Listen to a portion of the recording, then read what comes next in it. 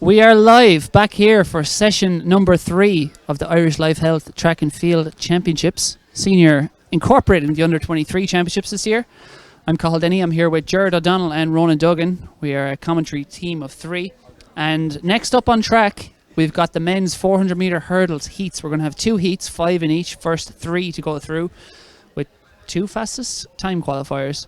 First heat, 5 athletes from lane 3 out. Lane 3 is Conor Hanrahan of Tala. Lane 4, Paul Sexton of Annalee. Lane 5, Cathal Locke of Duneen. Lane 6, Oisin McCorry of Raheny. And lane 7, Darren Tort of Cork Varsity AC.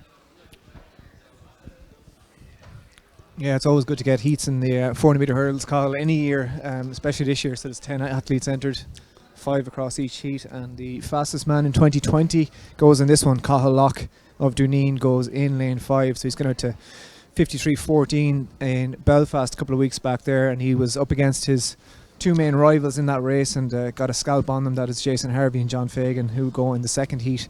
So those are the 3 men that are showing medal form so far this year.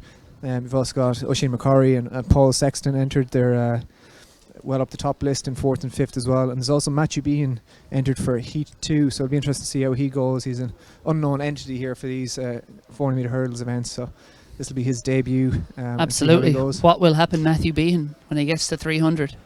All to be revealed in the coming minutes. We'll also have the men's 15 and women's 1500 metre heats coming up. Women first, men after that. And we'll have the weight for height final as well. Think of it like a pole vault mixed with the hammer throw, mixed with the shot put. Something along those lines. Yes, we've got senior and under 23s in that. The under 23s and juniors, I believe. No juniors in it, but the under 23s are a lighter implement. And juniors, I believe. Is there any athletes in the junior? I'm joking. It's listed on the programme. However, I suspect you're correct, Ger. Your confidence is staggering here, and I'm not going to question it. Junior men for height, 0 entries.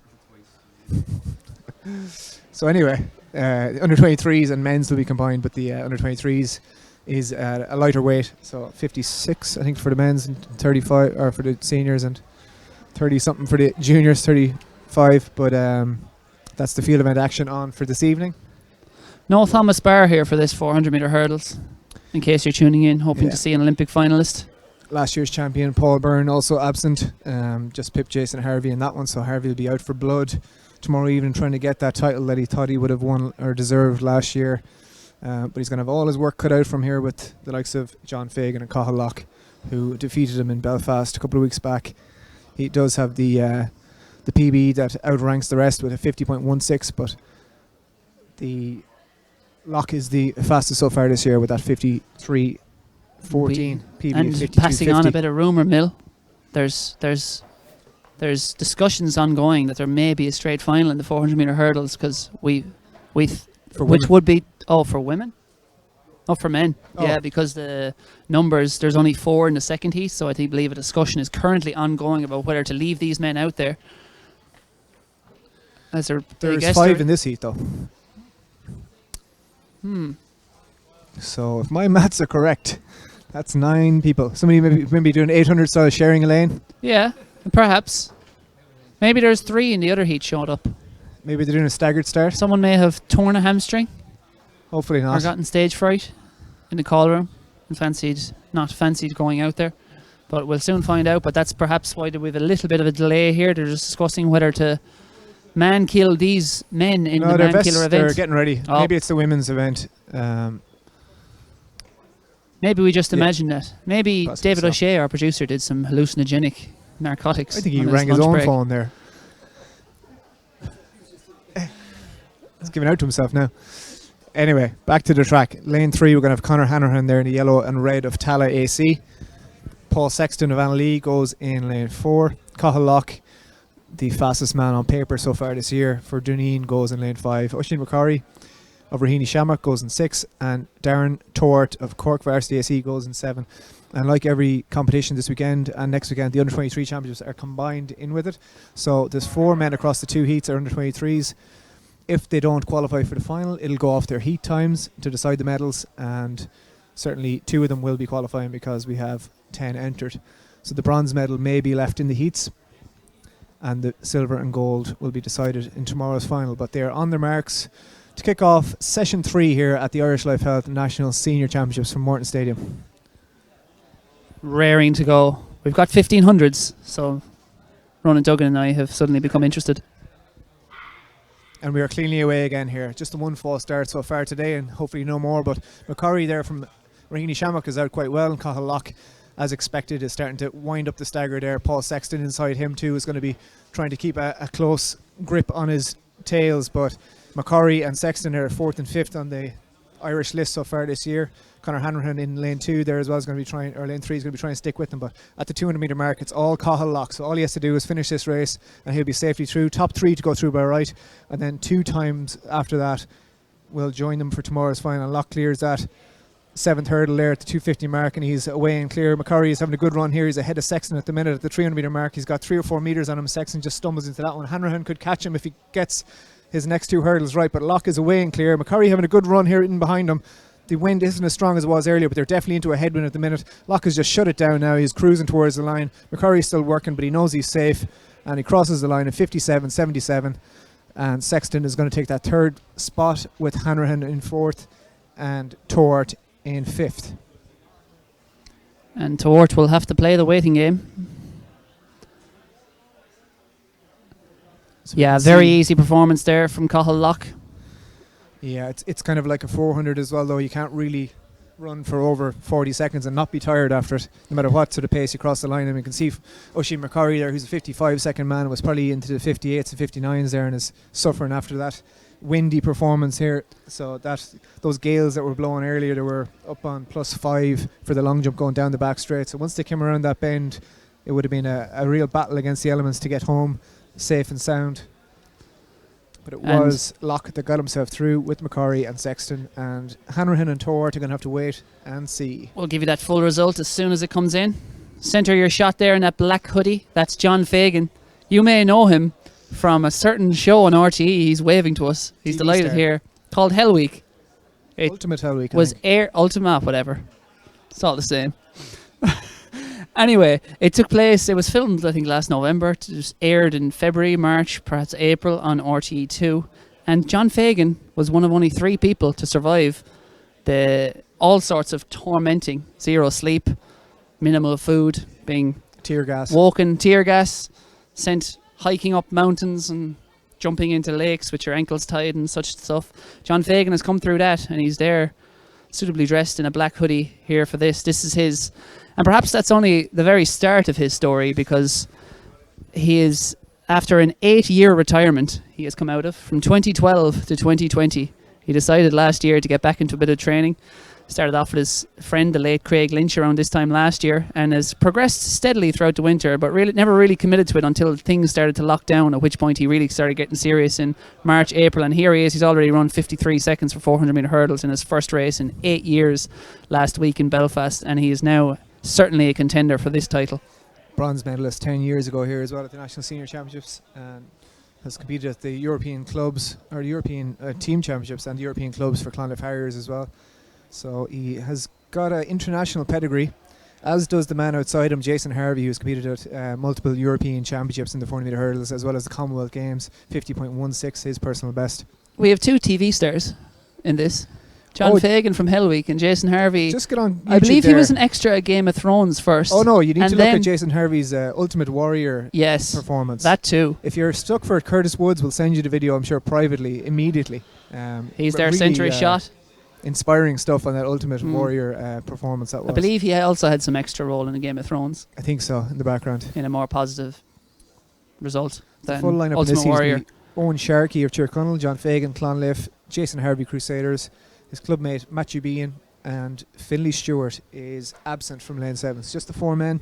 That's a loaded field, and I suppose the lanes we want to watch are lanes 4, 5 and 6. John Fagan, Jason Harvey and Matthew Bean. We'd expect them to advance, but it really is a mystery about Matthew Bean. He will, as you can see him there, he runs around that first bend to the first hurdle with rapid speed is all you could call it. He will have no issues here for the first 250 in outpacing these men, but it's an absolute mystery what will happen to the legs of Matthew Behan after that, because he's a extremely accomplished 110 hurdler, but this is a little different, as the man beside me, Ger O'Donnell, knows. Yeah, he's having gone the other direction over the years. Correct, and with great pleasure He's the 60 metre indoor champion over the hurdles in 2018 and 2019, Matthew Behan. So this is a bit of a step up here.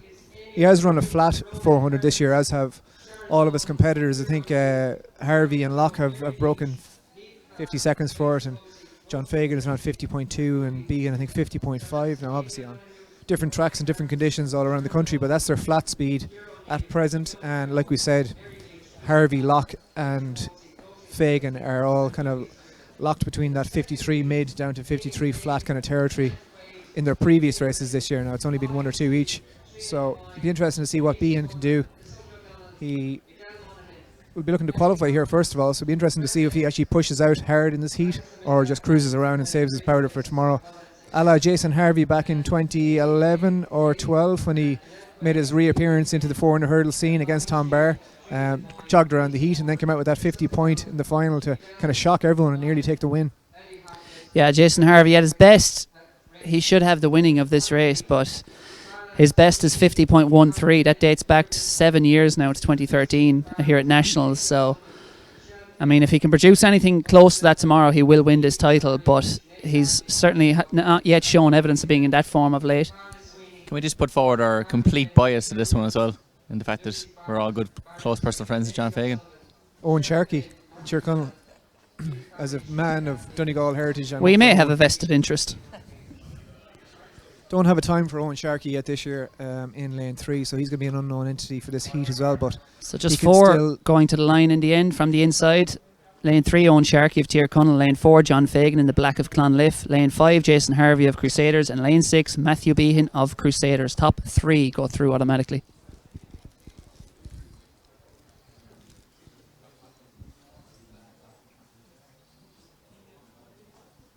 No results up from Heat 1 just yet, so we'll keep an eye on live.athleticsIreland.ie for those and see the times and what's going to be needed for the 2 time qualifiers. But we are back for Heat number 2 here. And cleanly away, and Harvey got left in the blocks there a little bit, just a little bit too cautious. Behan out to a good start, as is Fagan, and it's Fagan and Behan rise first together. So Harvey's just going to have a little bit of work more to do if he wants to take the win in this one. But down the back straight, these 3 men are pulling clear of Sharkey, and it looks like all 3 are quite comfortable here at the minute. It's going to be who just keeps their powder till the last 100 metres when that wind starts to kick in, who gets their stride pattern nice and smooth and comes around. First 3 will automatically go through, so if these 3 men that are clear get home safely, they'll be all good. But Fagan just rattles that one with his left leg, and it looks like Harvey is moving up towards the lead. With 100 metres to go, it's Harvey followed by Fagan followed by Behan. Harvey goes clear on that one, so these 3 men will be going clear if they negotiate this final barrier safely.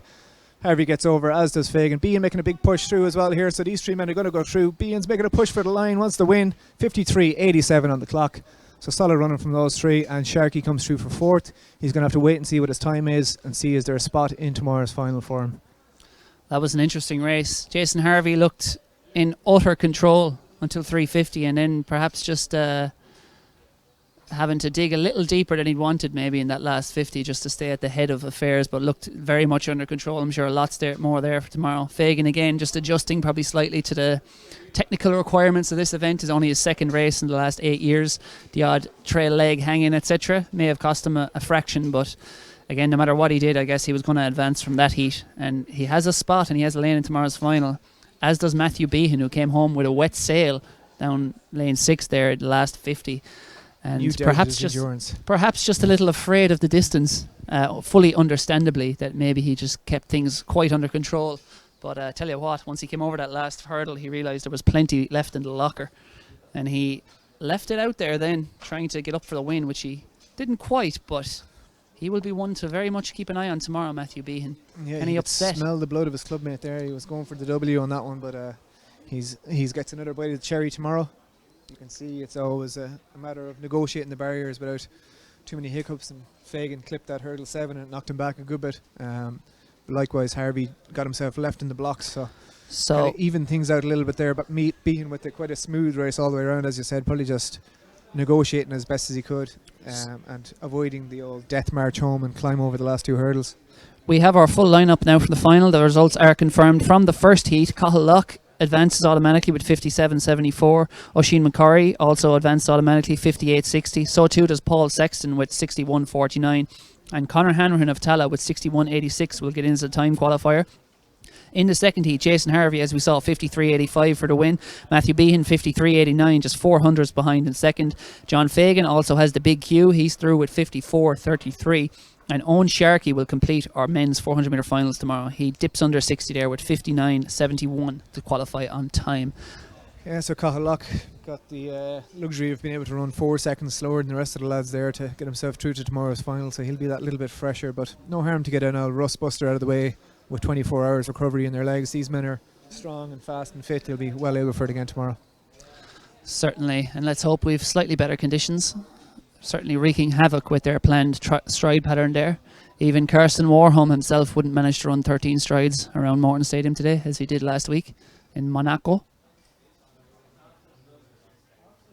Yeah, the wind has kind of changed direction here as well. It's a bit of a crosswind at the minute. It's blowing from probably strong behind their backs on the first bend and into the first half of the back straight. Next up on track, it's going to be the women's 400 metre hurdles. That's 14 minutes away, but I wouldn't be surprised if it goes off a little quicker. We have 2 heats there. Watching the officials here to see do they leave the blocks out. Yeah, there's only 9 athletes entered, so With those rumours of a straight final maybe coming true. Although I see the officials are putting the hurdles down to the women's heights, so should be seeing 2 heats here. we want heats. We want Absolutely. heats. We want as much athletics as we can. Extend it. If they could extend this over 4 weekends instead of 2, we'd be here. 3 sessions a day, all week. The units that are the men's weight for height finalists are ready to chuck tin. It's basically a kettlebell swing, isn't it, Ger? Is that Something the like motion? Pretty Something much, like yeah, that. yeah. So up and over and behind your head and clear that Huge health and safety risk. pole vault upright with the high jump bar across it or pole vault bar across it into the shot put sector. £56 for the senior men and £35 for the under 23s and juniors. No juniors in this now, but and there's a clearance. Jeez, it lands so close to their backs and the back of their heads. It's an unusual sight to see. I'm amazed the insurance companies still allow this. That was Colm Donoghue there of Lusk AC, first man to go clear. I'd say that's probably 3 metres. Yeah. A sport you can wear your hoodies while participating in. No, there's a sport. Absolutely. I don't see any numbers on those hoodies either. No, Club it's hoodies must interesting. be. I'm assuming the officials have identified him. He is well over that. So we're going to have a little bit of issues identifying everything here. So we'll see how things go. We'll do our best. John Fagan's wearing gold pants. Huh? He is They're glorious. preempting his position tomorrow, he hopes. We can wish. So yeah, we're about 10 minutes away from the women's 400 meter hurdles or heats, and then it'll be the women's 1500 meters out on track. We see Amy O'Donoghue there, one of the big favourites, just doing some final strides before they get summoned to the call room.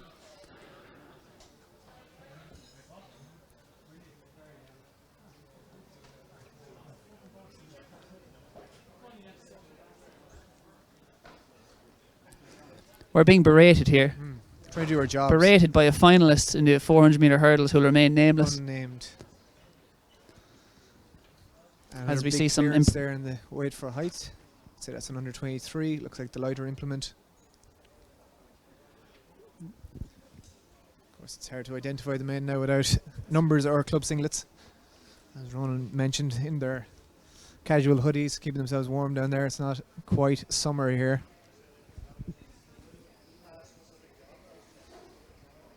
We do have Sean Brannock though. There he is, toeing the line, yes. getting ready for his first attempt. Multiple times national shot put champion. He doubles the height of the bar pretty much there.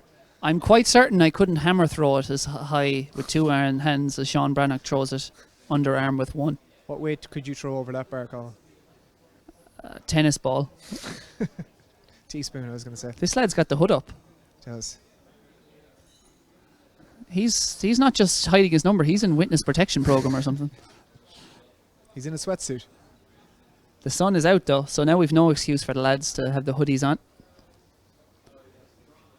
Maybe the officials are just like, right, everyone line up, do this, and we'll mark down whoever fails. We'll find out who you are if maybe you fail. still their warm. Surely, I don't think the officials would allow this carry on if if Mahedine Mikisi Benabad can be disqualified from a European steeplechase final for ripping his number off with 100 to go. I don't think they're going to cut it with jackets doing this. Sure, it could be anyone.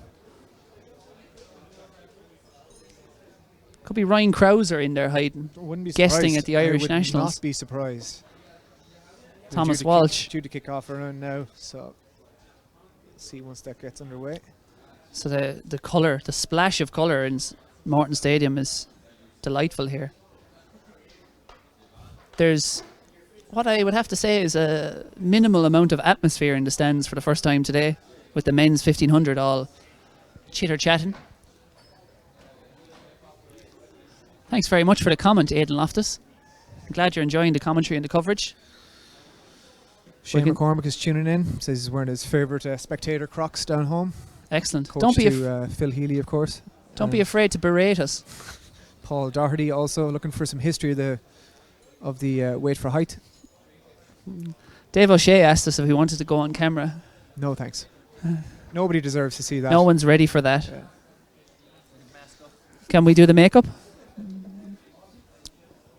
Full face masks needed. Yeah, so we'll keep an eye on the weight for height at the moment as we count down to the next heats on the track, women's 400 metre hurdles. And then all you 1500 fanboys and girls, stay tuned. We'll have all the big ones. And Ronan Duggan, I believe, has done some research for us. So over to our athletics historian, Ronan Duggan. Thanks, Carl. By the looks of it, the weight for height and weight for distance seems to be only really in the Highland Games or in Ireland. And Athletics Ireland seem to be one of the few federations that actually recognises it as an event. And effectively, it was in the ancient Talton Games. There's a thing called the roch class, or wheel feet, which was throwing, various methods of throwing, from shoulder or side with one or two hands, or with or without a run. And then as time went on, it developed into the weight for height and weight for distance, which is distinct from shot put and hammer throw. Certainly So, is. There you go. Talton Games. Not the ones that we competed in, the other ones. I competed in those ones. The OGs, yeah. Talton's used to be a lovely medal, if I remember right. A glorious medal. It was a real 3D medal and the blue ribbon. I wouldn't know, Carl. Yeah. If you ever want to terrorise Ronan Duggan, ask him how many schools medals he has. That'd be none, Carl. That was Damien Crawford we saw there clearing the first opening height in the weight for height, anyway. And Colm Donoghue up next for Lusk AC. We've got a bit of confirmation there that all athletes must show club singlet and number in the national championships. Who we think And is the they username of Dermot McGranahan, They are who was here calling and you they're doing the it. second best RDO earlier, Yes, Ger. he has indeed, yeah.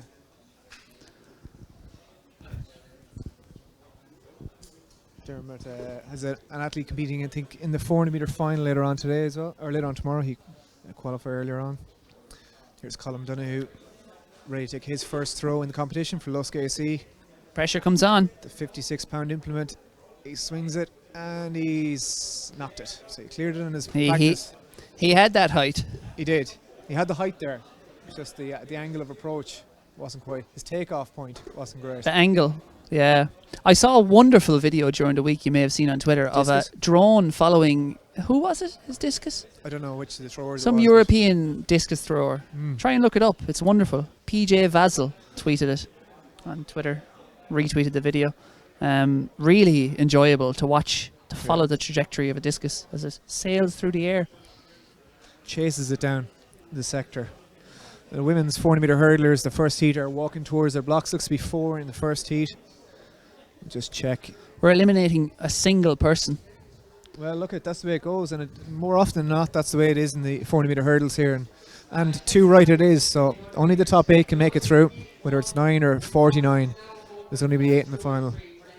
Everyone deserves a right to compete, and it's it's always an achievement to get heats in any of the hurdles events, because there's usually good quality, but the depth may not quite be there, especially when the heights of the hurdles go up and the distances for the younger athletes moving up. So it takes that little bit of time for them to adjust to the senior events.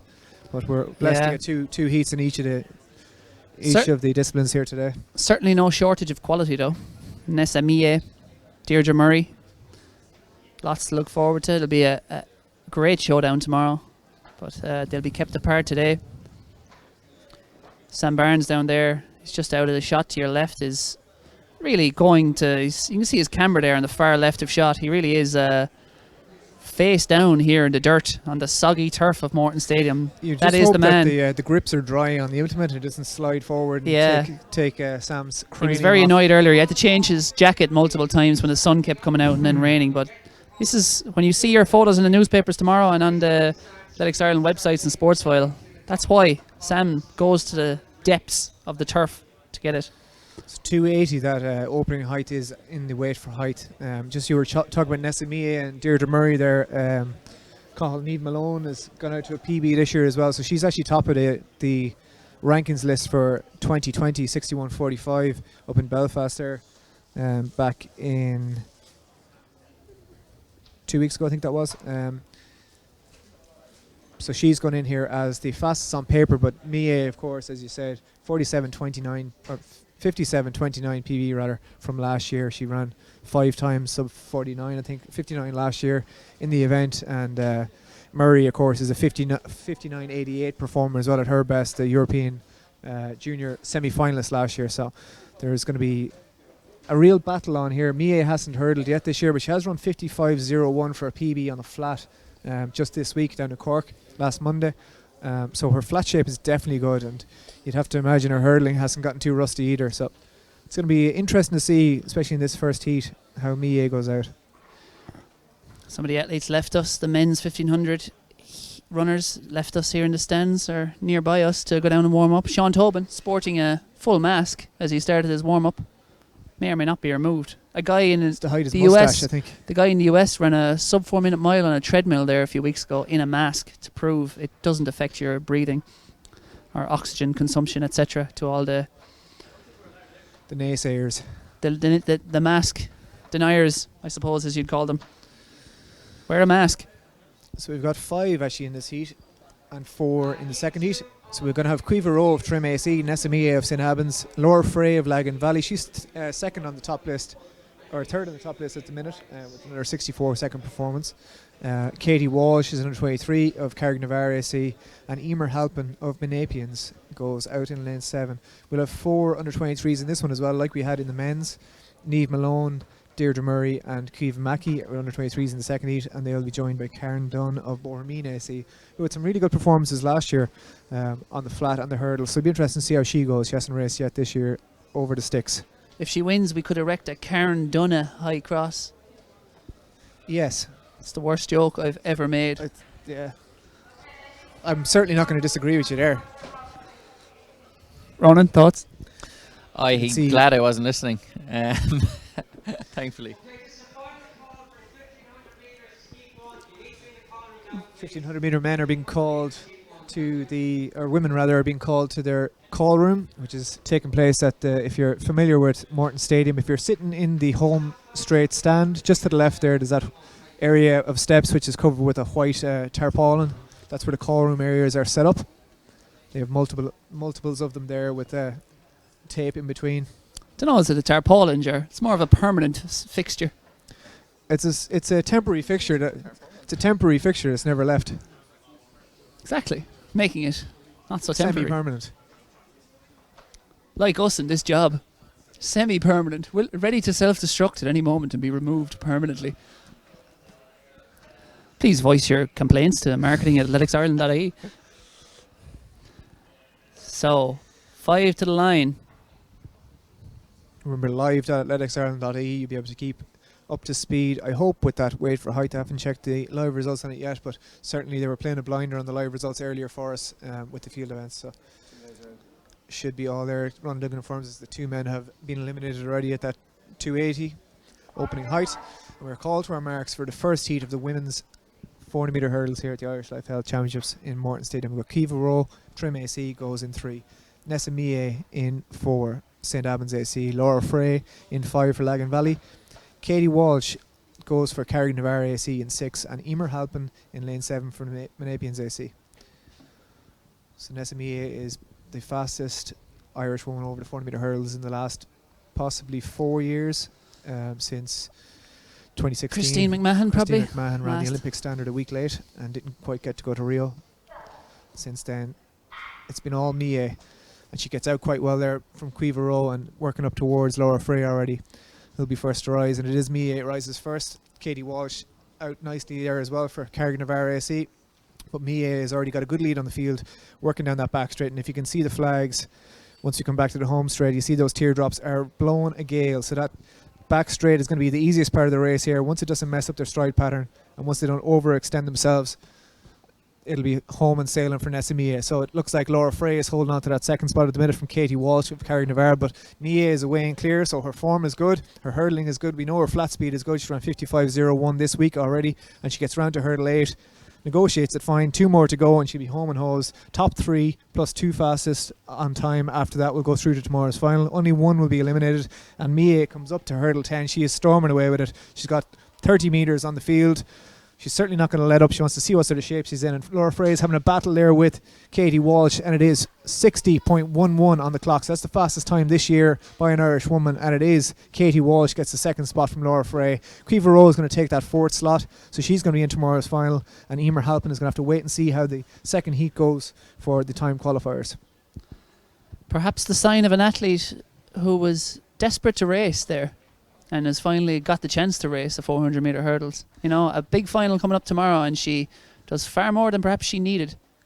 Yeah, Thoughts? she was due to race in Belfast 2 weeks ago in that race, the race previous to Jason Harvey and John Fagan and Cathal Lock, and the one in which Deirdre Murray competed in, but she hurt her ankle in the warm-up, so had to abort. I think not even in the warm-up, in the pre-race stride, testing her blocks. So she had to pull out of that one, got that 400 flat race in, and I think was unsure whether she'd rather do the flat in the end, but certainly on that performance there in that weather, she's set up nicely for a sub-60 performance tomorrow, and if she does that, she's going to be very, very hard to beat.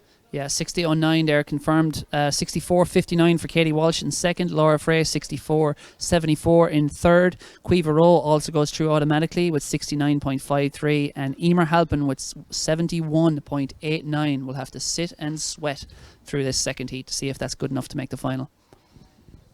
It's a good run in there from all in that heat. I think that's close to Laura Frey's PB in third as well, and like I said, the wind really doesn't know what it's at here, and especially in a hurdles race where you need to get your stride pattern, your rhythm right. The wind has a lot in common with us, Ger. Well, certainly some of us, 2 out of 3.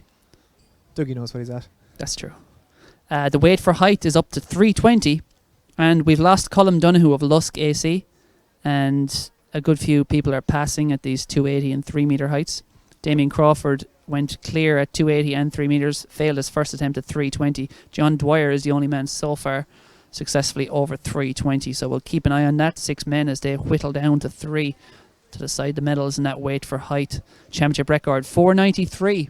Good height for a female pole vaulter. That should be a competition. Female pole The best vault, I ever think it Irish already is. weight for height man. The best ever weight for height man against Katerina Stefanidi. Thoughts? Set it up. I believe, Denners, you were very anti women being allowed to run longer than 800 metres. Is that correct? Back in the 70s? That's entirely incorrect. You were alive back in the 70s though, weren't you? I was not. And it's strong opinions. Close. 87. Heat 2 are getting ready for the women's 40 metre hurdles, so just one of these athletes possibly eliminated. All 4 can go through depending on time. So 71.89 is the time to beat to get yourself a lane in tomorrow's final. Top 3 will go through automatically, and we're going to have from lane 4 out to lane 7 Niamh Malone, Deirdre Murray, Karen Dunn and Quiva Mackey. So Niamh Malone just being ousted as the fastest woman in Ireland this year over the 400 metre hurdles by Nessa Mie. So she's going to be gunning for this one, and she's going to have her work cut out with Deirdre Murray outside her, as we said, a sub-60 performer at her best and semi-finalist at the European Under-20s last year, and Karen Dunn and Quiva Mackey holding their own out in 6 and 7.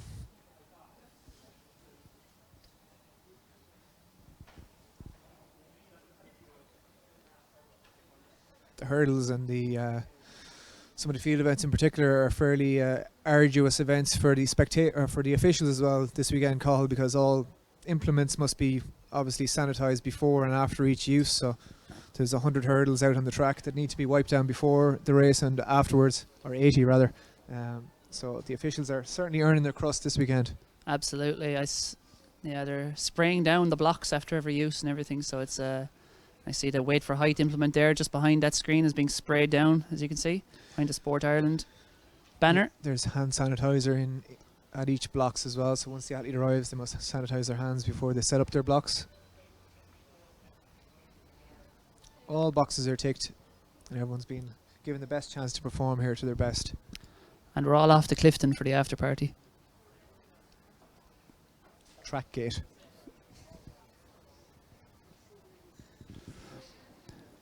Six to a room. Partitions may be used. So we're minutes away.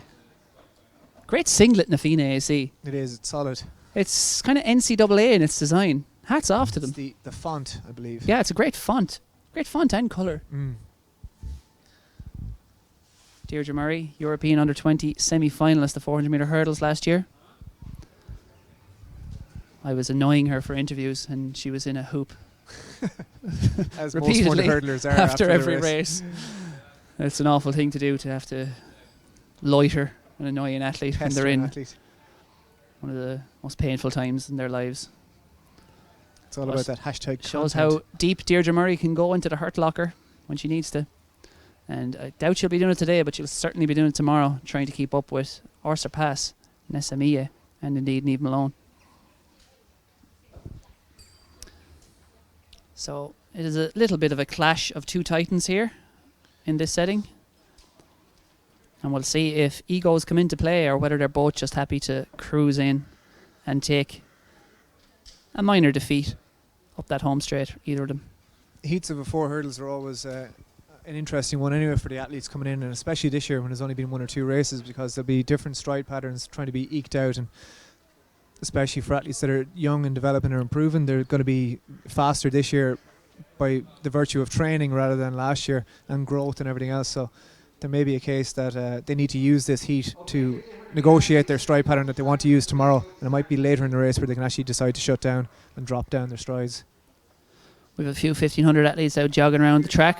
They're being told to get up out of To joggers, huh? stop. Couldn't be up to them. They're always in the way. I believe our 5,000 metre champion found herself jogging around in lane 8, Michelle Finn from earlier, and she has put in a wicked surge mid warm-up to She got stuck get on out the in back. time and not hold up her fellow female athletes in this women's 400 metre hurdles. Kindred spirits, you'd say. They know all about hurdling while in pain, as does Michelle Finn. Indeed.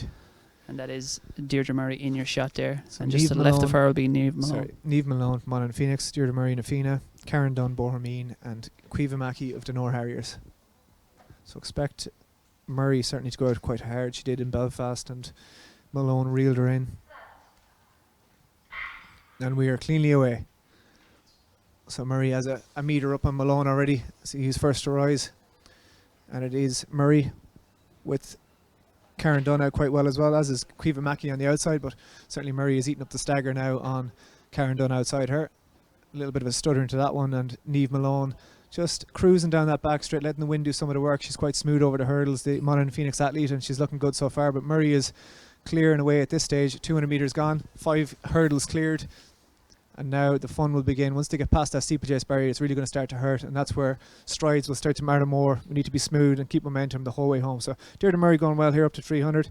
8th hurdle, and she's over that nice and clearly.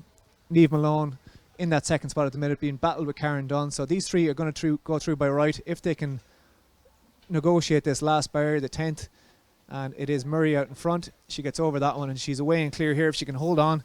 And Niamh Malone holding on to that second spot, forward by Karen Dunn. Keep an eye on the clock. It's 62:20, and Caoimhe Mackey is coming in for 4th place here. She's going to have a look at the results and see is she under that 71-second mark, and I think she definitely will be. She will be. So all 4 women are going to go through to tomorrow's final, assuming all is well with the health overnight. Great run there by Deirdre Murray. Certainly wasn't a coasting effort. No, I think she wasn't happy with her performance in Belfast a couple of weeks ago, and when she was beaten by Niamh Malone in that one, she would have wanted to get a little bit of revenge, and she's also trying to negotiate a different stride pattern this year than she would have used last to run that sub 60 second performance. So, like I was saying, using that heat to kind of thrash it out a little bit and see what can she repeat tomorrow, and hopefully better weather and really give it her all. But Malone certainly looked comfortable there, as did Karen Dunn. Another good performance from her. And Kiva Mackey is going to join them in tomorrow's final, along with Nessa Mie, Katie Walsh, Laura Frey and Kiva Rowe.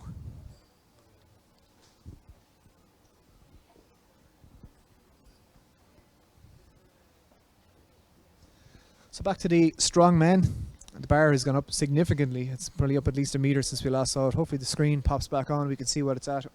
But keep an eye on the live results, live.athleticsIreland.ie, to follow the action on that one. We've got under 23s interspersed with the senior men here as well. And we've got a shout out for Dara Cleary. Paul Cleary is listening in from Clifton Harriers. He's in the junior section of this event. Yeah, and John Dwyer is wrapping it up there in the this weight for height. He's cleared 320, 340, 360 and 380, so he's the leader at the moment. The likes of Sean Brannock look like they're just relaxing for the moment, and not really involved as of yet. Who was that tweeting about? That was Paul Cleary looking shout out to his son in the junior event, Dara.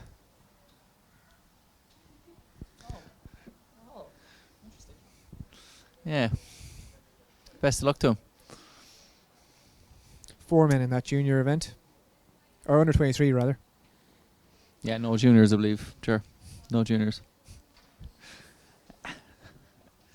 Yeah, and we next up on the track we're the women's 1500 meters. You can see on the well, you can't see, but we can see on the far left of our track there.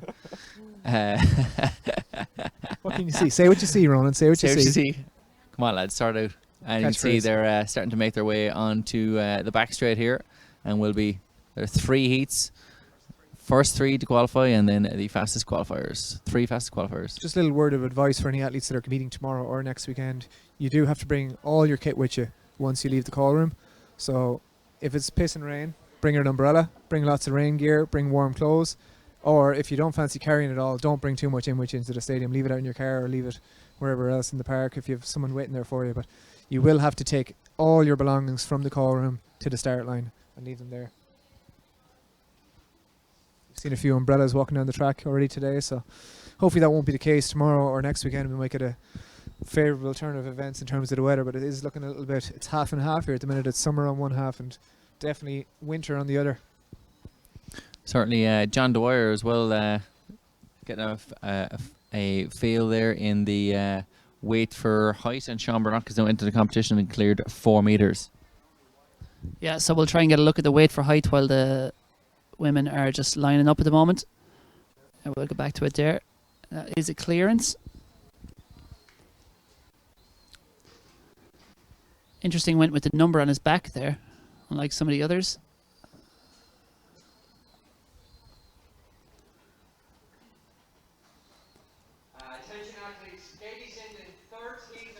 Again, we'll have 3 heats of the 1500. They're coming up in a few minutes. They're just doing their final strides over in the back straight. You won't miss any of that.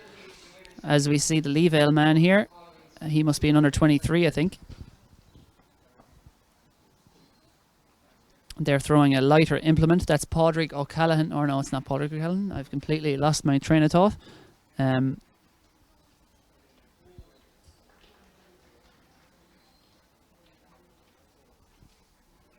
John Dwyer it is at Templemore. 380 is at the bar. 4 meters now at the bar, I think.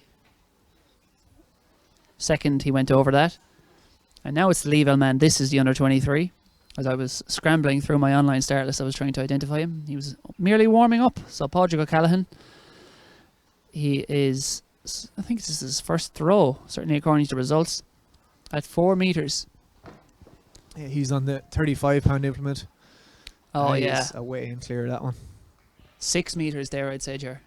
Easily. We can put him up against Mondo Duplantis. I think you're onto something here, Colin, to be honest. They were running hybrid those garden disciplines. flashes on YouTube on IAAF or World Yes. Athletics. Get this going.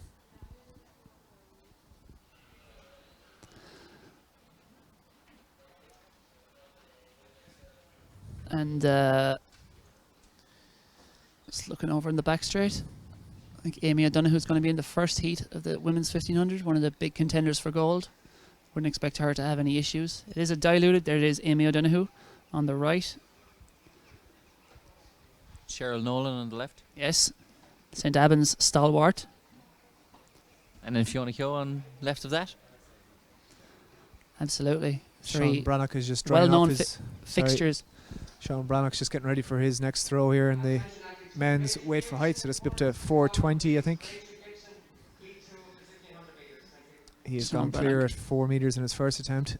And this is a heck of a weight to heave over a heck of a height. 56 pounds. Is that 25 kilos? It's, yeah, 25, 26, 27, I'd say. And he's over And with a he's good 50 half centimetres metre clear to of that. spare. Yeah. So that's And you know- 493 is our national record and championship record. He could be close to that here today. He's got 70 centimetres to go. Yeah, and for all that, you know, folk go on about the great tradition of Irish middle distance, which we do have. Really, our greatest success have come in throwing events, often with athletes who didn't represent Ireland. The Irish whales back in the early 1900s, just winning Olympic hammer throw titles. I don't know, like they were collecting stamps or something. Certainly, and then following on to Dr. Paddock Allen, who I believe was actually from Cork, even though he's long associated with Tipperary. Yeah, well, you didn't erect any statues of Paddock Callahan down there, did you? No, just Roy Keane, and also Sonia, Michael Collins was shot today, as we found out earlier on. He On was. this day. like today. Today, literally today. They'll have to change that movie if it was today. So the women are just about to, as we will follow this throw, but first of all, and then we'll give you the full lineup for the first heat of the women's 1500 because they are about to roll here, and we'll call in our distance nerd Ronan Duggan. I find that offensive. Do you find it offensive for me, or you find it offensive you were left out? And they're not off, Carl. before No, you get excited there. I freaked out a little there. I heard a digital gun firing. So on this one, we've got Amy O'Donoghue from Emerald AC, Brona Kearns from St. Sennans, Cheryl Nolan from St. Albans AC, Ciara O'Neill, the under-23 athlete from Clonmel AC, Fiona Keogh from Kilmore AC, Mary Leach from Drogheda District AC, Niamh Carr from Springwell Running Club, Rachel Hosey from Emerald AC, Roisin Tracy from Dundrum South Dublin, the Irish School Steeplechase champion last year, and Ruby Stephen of Tullamore Harriers AC. Are we sure that's how it's said? Steuven? Steuven. Stephen? I don't know. There's Sure. a U in there. There is a U in there, yeah. Stuyven.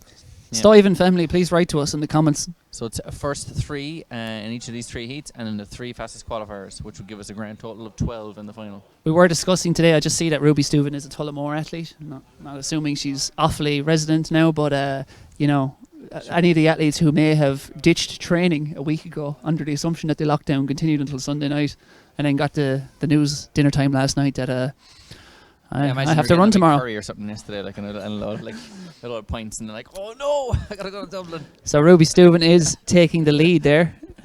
For all, she must have heard us talking about her. She has seized the lead after 100 metres as they go through. First three, remember, it's a tough qualification criteria here, so there's a big incentive for any of these athletes to make it an honest pace. You might get 6 qualified out of a heat. If it dawdles, if they jog round for 2 laps, you're looking at only the first 3. And while for Amy O'Donoghue, that's not really an issue, and she is indeed slowing it down at the front, for others, she'll win. She'll qualify regardless. For others, maybe your 3rd, 4th, 5th, 6th best athletes in this race, there's certainly an incentive to maybe have a chat on the start line and say, okay, ladies, maybe we'll arrange a deal here where we can go a little bit quicker. But for the moment, Amy O'Donoghue leading it out there in front. Yeah, Fiona Keogh. And on right hand side, and Cheryl Nolan just in between the two of them there to the back, and then Ruby Steuven just on the right hand side of that. Top 4 there at the moment. Certainly not particularly fast, but also only, I suppose, reasonably steady at this stage. Yeah, nothing too hot on the pace here. They're going to be about 74, 75 seconds, I would say, as they come through. 75 it is as they hit that line. Amy O'Donoghue just leading it out. That's quite a slow pace. you're talking 440-ish. They'll probably come home. They'll obviously pick it up from here. There's a couple been dropped already off this, but there's 7, I think, separating. 8 separating from themselves up front. And again, Amy O'Donoghue running like the national champion she is in terms of dominating this from the front. Yeah, certainly those 3 athletes we mentioned previously still in that first group. Niamh Carr there as well for Springrail Running Club there I think in the purple. You can just about make her out there in front of the St. Tennan's AC athlete Brona Kearns, and then Ruby Steuven then from Tullamore Harriers, and just outside of her Drogheda District's Mary Leach, and as mentioned previously Roisin Tracy, the Irish Schools steeplechase champion there from DSD, just at the back of that group. So come up now with 800 metres left to run, and there's a little bit of a separation here between that top 5 and the 3 behind that. Yeah, Mary Leach there of Drogheda District just falling off the back maybe a little, but it's into the wind, I suppose. And Niamh Carr just moving up, and I suppose is running a busy race at the moment. Instead of settling in on the inside, just kind of out into lane 2 there, and probably doing more than she needs to be doing at this early stage of the race. But she obviously doesn't want to get boxed in, because the moves are going to start happening quite soon, and you want to be in position and ready to go with when they do. Again, only the top 3. They passed 800 metres in about 2:32. It's slow, and it's going to be a bit of a burn up, but that's going to happen in about another 300-400 metres. Niamh Carr just moving into position on the outside. Amy O'Donoghue, if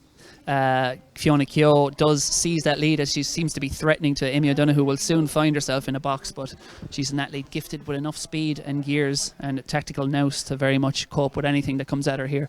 Yeah, Mary Leach going to trying to hang on gamely there in 6th place, but it really looks like the 3 fastest qualifiers are going to come from these front 5. You've got, with 500 metres left to run, you've Fiona Keogh there, the elder stateswoman of this field, entering the home straight. Just outside her, Niamh Carr in the purple vest there of Springle Running Club. Amy O'Donoghue holding that inside line, ever experienced, and Cheryl Nolan has not moved from that gap in between those two, and Niamh Carr just behind that. Yeah, and Brona Kearns there, in 5th. She has run a quiet race in there and is sheltered from the wind and not running an extra step than she needs to. Can she pick up one of these top 3 places though? The athletes in front of faster PBs in her, but she might be able to pick a couple of these off and secure an automatic qualifier. But the speed she runs, or the time she runs, may well be enough to advance on time. And now the gears are starting to turn at the front. You can see Amy O'Donoghue just lengthening that long stride. She has a little more. They passed 1200. It's about 3:45 when they passed 1200. Again, it's a slow pace, but now we're going to kick it in. And Fiona Keogh is just moving up on the outside of Amy O'Donoghue. Niamh Carr trying to go with them, and as is Cheryl Nolan, and she's doing a good job at the moment. Maybe slightly detached there in 5th is Brona Kearns. She has to run, give it everything now for this last 200 though, to try and secure one of those time qualifiers for the final. But again, comfortable in front is Amy O'Donoghue. Yeah, 4 into 3 doesn't go here, and Cheryl Nolan is starting to drop off the back of that group, but Fiona Keogh is also starting to struggle a little bit. The former 800 metre runner is trying to hold on up this home straight. Amy O'Donoghue looks very, very controlled and comfortable here. Nolan again on the outside trying to come around, and it's Carr and Keogh and Nolan trying to hang on for that 3rd qualifying place. Amy O'Donoghue looking very relaxed at the front. Nolan coming around the outside. Looks like Keogh is going to miss out for this top 3, but surely will qualify as the fastest qualifier. Brona Kearns then coming in then for 5th place. Yeah, Brona Kearns, 4:34 is the winning time. Brona Kearns is about 4:40, so she'll be hoping that'll be enough. And then Niamh Carr back, she's probably about 4:50, I would say. She comes across the line now. Probably unlikely the 4:50 will be enough, but we'll see what happens in these next couple of heats. Fiona Keogh just done out of it there, but again, it wasn't a fast time, but it certainly wasn't a pedestrian time either, I suppose, 4:34. So I'd expect that she might have done enough, and Brona Kearns certainly will face a nervous 20 minutes or so as these next 2 heats play out, and she'll be hoping they jog round. Absolutely, and Mary Leach they're coming in around the 4:50 as well. Unlikely to make the final, but you would know what way this will play out as the heats go on. You don't normally expect that people will actually get faster and run the 2nd and 3rd heats a lot faster, and then somehow the 3rd heat ends up being an absolute pedestrian effort, so you just never know. So we're going to go back for the weight for height, which is ongoing, and the bar is way up there. I'm going to say haven't pulled up the actual update yet, but it is quite high right now. It's 420 for the senior men, and Sean Bratnock is over 420. John Dwyer of Templemore has bowed out, 3 failures at 420. Colin Donoghue has also bowed out at Lusk AC earlier, and I think the height may be up to under 23 heights here. I'll just confirm. We're trying to get a catch up. Obviously very difficult to follow 2 events at once, as anyone who's been to live athletics meeting knows, and this is about as easy as they could make it for us, given the Yeah, lack we of still fail.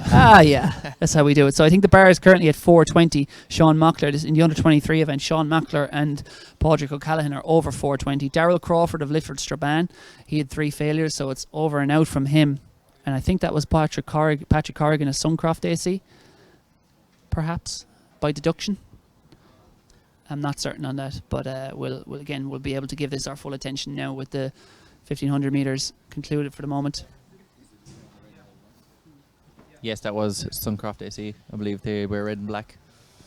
From this, it's very hard to tell with all the lack of numbers. So it looks like we're going to have the second heat as well coming up in the women's in about 2 or 3 minutes time. So in the meantime here, So that Sean was the Bannock. Temple Moore athlete there, failure in 4:20. Sean Bannock is getting a little warm-up going on there as well. Swaying an imaginary hula hoop there. Yeah. Hypnotic. This is used by hypnotists to put people under the influence. But multiple national champion Sean Bannock, a strong man. We are only half winding him up here because we're at least 60 metres away. And he would almost certainly crush us in one hand. Yeah, phenomenal athlete. And the advancing years certainly are not doing anything to affect his Herculean strength. I do know and that, throwing ability. and not to mention him again, give him a big head, but Phil Conway, who was a coach and also a 1972 shot put Olympian, was down at training one day, and I think he's let's say he's an elderly man now at this stage, and got the weight for distance and threw it further than a load of 18-year-old rugby players. So Phil the technique Conway is in there as well. Phil Conway is no ordinary man. That is true. Yeah. Sean Mockler of Moycarkey Kilcrew, just behind that Sport Ireland banner in the Beano. What's this? Dennis the Menace, I suppose. Stripes of Moycarkey Kilcrew. This is an attempt at 4. Well, he's cleared 4:20, so it's higher than 4:20. I think it's 4:40. Must be now. I think this is his first attempt. Just gathering momentum on those first few swings, and over it goes. And that is, I would say, 70 or 80 centimetres. He was at the apex there over that bar. So impressive stuff from Sean Mockler. He's had a long day of it. It's beyond terrifying, though. I don't think I do it. Anytime I've thrown anything up in the air, I really want to get out of the way of it. And they just kind of nonchalantly go, oh yeah, let's get out of the way. Yeah. What if you got it wrong? I would like to see the bloopers reel of the weight for height. In fact, maybe I wouldn't, because No, I'd I watch don't it think you once would. and I'd be like, queasy. But yeah, fair play to them. They're a lot braver and stronger than we are. It's not really much of a comparison. No, it's not. We're not much of a benchmark. 2 former dweeby distance runners. The Leevale man is coming into the pit. He's an under 23, and that is Padraig O'Callaghan. He is over 4:20. Sean Mockler, this is indeed 4:40. The heights have just updated for us. So Padraig O'Callaghan, first attempt at 4:40 in the hunt for a gold medal, and he is over that as well. Not quite as clear as Sean Mockler was, but he's in good spot at the moment, is Padraig O'Callaghan. And it'll be our Suncroft man, I think, up next, who is Patrick Corrigan. Daryl Crawford has already bowed out of the under 23 competition, so just the 3 medal men left. Oh no, I think Patrick Corrigan must also have bowed out, because it looks like Sean Bratnock is actually taking his kit off and getting ready for another attempt. So our field for the second heat of the women's 1500. Ronan, you have it. You can give us the full rundown as we walk across. We've got Amy Haid from Newport AC, Annette Quaid from Leeville AC, Aoife Nivrin from Dublin City Harriers, Blotton Shield from Raheny Shamrock, Katrina Devine from Finn Valley AC, Isilda O'Donnell from Raheny Shamrock, Denise Toner from Clones AC, Adele Monaghan, under 23 athlete from Dublin City Harriers, Ellie Hartnett from UCD, Greta Strumkaita from Clonliffe Harriers, and Rachel Gibson from Northdown AC. Yeah, very interesting blend of talent here. Ellie Hartnett, who we know really is a 1500 metre specialist, ever present at this level, always contending. I suppose the bridesmaid is the term, I suppose, at this level many times. She's often won the minor medals indoors and out. She's yet to take the gold at the national seniors. Could this be her year? She's gone straight to the front there. Ellie Hartnett, very fluid looking runner. Composed looking stride. And Isilda O'Donnell, better known as a 800 metre runner, is back in third on the outside in the Raheny singlet. But if she can stay in contention into the last 200 tomorrow, she'll be a threat to anyone. Certainly, we just see Sean Bannock there as well, taking a shot at 460, I think. Possibly still at 440. He's well over it. He is well over it, yeah. Great work from Sean there. Ellie Harnett still leading this 1500 metres. Isil O'Donnell, as you're saying, better known as an 800 metre runner, certainly running some fantastic 800 metre times at the moment, but is a lot fitter over these longer distances than she ever has been before. So can be a danger, particularly in the final tomorrow over the last 600 metres, if she can position herself right. And Quaid in there as well, running really well. The tall athlete from Leave LAC there in 3rd place. And just at the back of that group, you see Greta Strumkaita as well. From Clonliffe Harriers. It's a much quicker pace. They went through 400 and I think just under 70 seconds. So, it's about a low 420s kind of pace laid down here by Ellie Hartnett.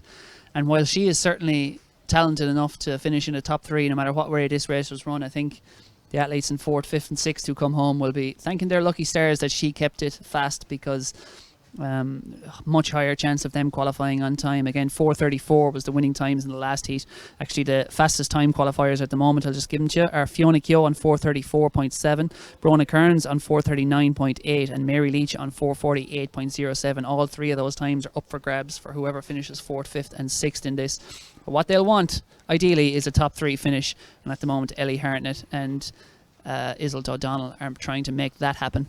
Certainly, just watching there in 5th place at the moment is Amy Haid from Newport. I see very, very young athlete, multiple schools medals. The athlete from Newport AC, and she is the Irish leader this year in a non what would you call it, mixed race. Yes. So on a women's only event, she's ran the fastest time this year.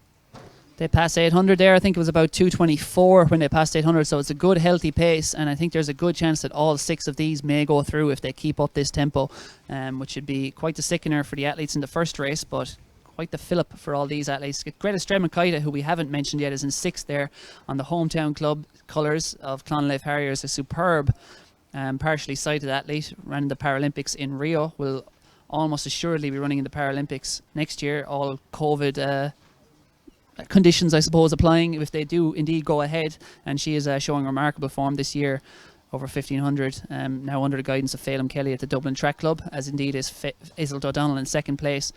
But yeah, as it was really from the beginning, Ellie Hartnett leads, Isil O'Donnell, number 39 is Annette Quaid, Leavell, and then Denise Toner and Amy Haid. These 5, as they click through the bell at 3:21, are all set to book their place in the final if they can keep up a reasonable last lap here, and Greta Stremakaita will have to dig very deep. Certainly, and it looks like it's going to come from these athletes, and as you said, you expect the fastest qualifiers will come from this group. Denise Toner there from Clonus in 4th at the moment, just moving beyond the young athlete Amy Haid, but it is Annette Quaid there, the tall athlete in 3rd place, is running well. Isil O'Donnell, you would expect to have the wheels over this last 200 to stay in contention for the qualification places in this one, but it is still very, very tight, and any of the qualifiers can come for these, automatic qualifiers can come from these 5 here. Amy Haid flying around those athletes there, and great up on move. Isil O'Donnell's shoulder there, Cathal. What a move, what a change of gears there from the Newport youngster to go from 5th to 1st in the space of 50 metres from Amy Haid, and she is sticking it to the seniors here. Isil O'Donnell fights back on the inside, unwilling to surrender, and Ellie Hartnett surges again. Good for her that she made the pace fast. Good for all of them that Ellie Hartnett made the pace fast, and they'll all get their reward. Amy Haid with a superb last 200. Ellie Hartnett looking majestic out in lane 2, and Isil O'Donnell all coast through to tomorrow's final. And then Denise Toner will run fast enough. 4:29 is the winning time. Denise Toner in at about 4:32, and Annette Quaid in at about 4:34. They're all going through as it stands. Greta Stremakaita is going to be just outside 4:40 back in 6th. She unfortunately will not make the final, but good news for Annette Quaid and Denise Toner is that they have currently usurped Fiona Keogh and Brona Kearns, and indeed Mary Leach, for the current fastest loser spots. But 1 heat to go, so still a nervous wait. Yeah, really impressive there from Amy Haid there with 200 metres left to run. It looked like she'd been caught out by the older athletes on 250 to go, but just turned on the speed there, and I believe she's ran 2:08 for 800 this year as well, so she's definitely got the wheels, as well as some strong cross-country pedigree as well over the years. Especially you see Sean Mockler here going for that 460 throw, and he's absolutely over that as well. He absolutely sent that over it. No doubt. Very, very impressive, but really exciting final already in proposition for us with Amy Donoghue, Amy Haid, Isil O'Donnell, Ellie Harnett. So it's looking really, really strong for tomorrow. I know it's a fairly open field with no major star in it, but it's got a lot of quality. Yeah, it really is. They all looked well within themselves there. Our first three, Amy Hayde, Isolde O'Donnell and Ellie Hartnett. So it'll come down to, I guess, who has the right tactics tomorrow. Could make a huge difference. Who moves at the right time. If we have a strong headwind up the home straight, might not be the best idea in the world to turn for home on your own out front. Maybe who plays their cards last might have the last laugh, but we shall see. Could work the other way as well. But here's Padraig O'Callaghan it's his third and final attempt at 460 in the weight for height. Sean Mockler has gone clear, obviously, at this height, so he's already got a silver medal as Padraig. Can he join Mockler in the race for gold? No, he can't. I think he had the height there. He just the highest point of it was after the bar, I suppose, rather than over the bar. And the rain is starting. Let's not pretend we know anything about it. I think it was. I think the weight was still going upwards when it hit the bar there, rather than going across or coming downwards. That would be my personal opinion on it. Basically, he has the height. He can throw 460 is what we can deduce from that. But the heavens have opened here again in Santry, so this may affect the third heat here. You might think that the sheer misery of this current level of rain. It is going to be misery, because whoever takes this out, I don't think we're going to have an Ellie Hartnett in here who will churn out 71, 72 second laps. She was in heat 2. She did everyone a huge favour there. Maybe we will, but it will be an unwanted role to lead the first 800 in these conditions. But we have some very strong athletes in there. Michelle Finn actually is going to be turning back for this after her victory earlier. Colleagues, with some really important information to bring in here. This is urgent stuff. Sean Mockler, you just see, who just cleared 460 there. Apparently his dad keeps finches, and Mick Hines bought a couple of finches off him a couple of years ago. He says he's a sound man and he makes lovely cages as well. So cages? Well, for the birds as opposed to for like humans, I presume. Well, we heard of people making hammer cages earlier on. Well, maybe Sean Mockler might. Yeah, you never know. Could just branch it out. There you are. You don't get that on RTE, do you? No chance. Keeps finches. Yeah. Say no to RTE. Make the hipster move at 5:30 p.m. tomorrow evening and stay with us. So, as you said, anyway, sorry, Michelle Finn. Michelle Finn, I just said maybe they're... That's why they surely have to name one of their finches Michelle Finch. Genius. You don't get paid enough for this. No, or at all. You're getting paid? So, Heat 3, as I mentioned before you so rudely cut me off, Michelle Finn, no more than 3 hours ago probably, ran that 5,000 metres final, and she's back for the 1,500. And guess what? She'll be back next weekend too for the steeplechase. The ambitious triple. Could it possibly be on? The world leader in the 3,000 metre steeplechase. And we said, maybe there won't be an Ellie Hartnett to take it out in this final, or in this heat. But I would strongly suspect Michelle Finn won't be hanging around to let this turn into a burn-up, especially with athletes like Maisie Ann O'Sullivan in there who have quite a turn of gears. Yeah, you'd imagine so. And I see Ciara Wilson has come back from that 5K as well. So Carla Sweeney, the 800 metre runner as well, going up in distance to the 1,500 metre, the Rathfarnham athlete. So she'll be dangerous over that last 600 metres or so. And as I said, Maisie O'Sullivan, Murphy Miller in there as well from North Down. Plenty of 800s ran over the years as well, so we'll be dangerous over that last 600 metres to 800 metres. Bit of information come in from the ultimate athletic statistician, Pierce O'Callaghan, especially when it comes to Irish athletics. Annette Quaid made her Irish international debut in 1994. How old were you, Ronan? I was, depends what win in 94 was, but 4.5-ish, unless you made it in November. Then I was 6 or so. Yeah. So Annette Quaid, as I said, very talented athlete. I wouldn't have brought up the age. I don't want to bring it up, Pierce, but you did. All right. Well, we didn't. So we're not saying. Maybe she was 6 years old when she made that Irish international debut. She's a bit of a Mozart. Yeah, I think she's the same age as ourselves. Writing outstanding symphonies in his childhood. Anyway, let's give the full field here, Carl. We've got Cara Sweeney, Carol Finn, Ciara Wilson, Lucy Barrett, Maisie O'Sullivan, Michelle Finn, Murphy Miller, Niamh Kearney, Sinead Gaffney, and Siobhan Whelan. And it is in order. It was Carla Sweeney, but now Ciara Wilson of DMPAC. You know me. They're taking the lead out front. Yeah, certainly. She is taking the lead out front, I should say. The indoor national champion over 3,000 metres, Ciara Wilson, ran the 5K earlier on, and she didn't finish that in the end. So suspect she was just saving herself for this 1,500 metres. Just on her inside shoulder then is the Raheny Shamrock athlete, Niamh Kearney there. And then just behind that from Rathfarnham is Carla Sweeney.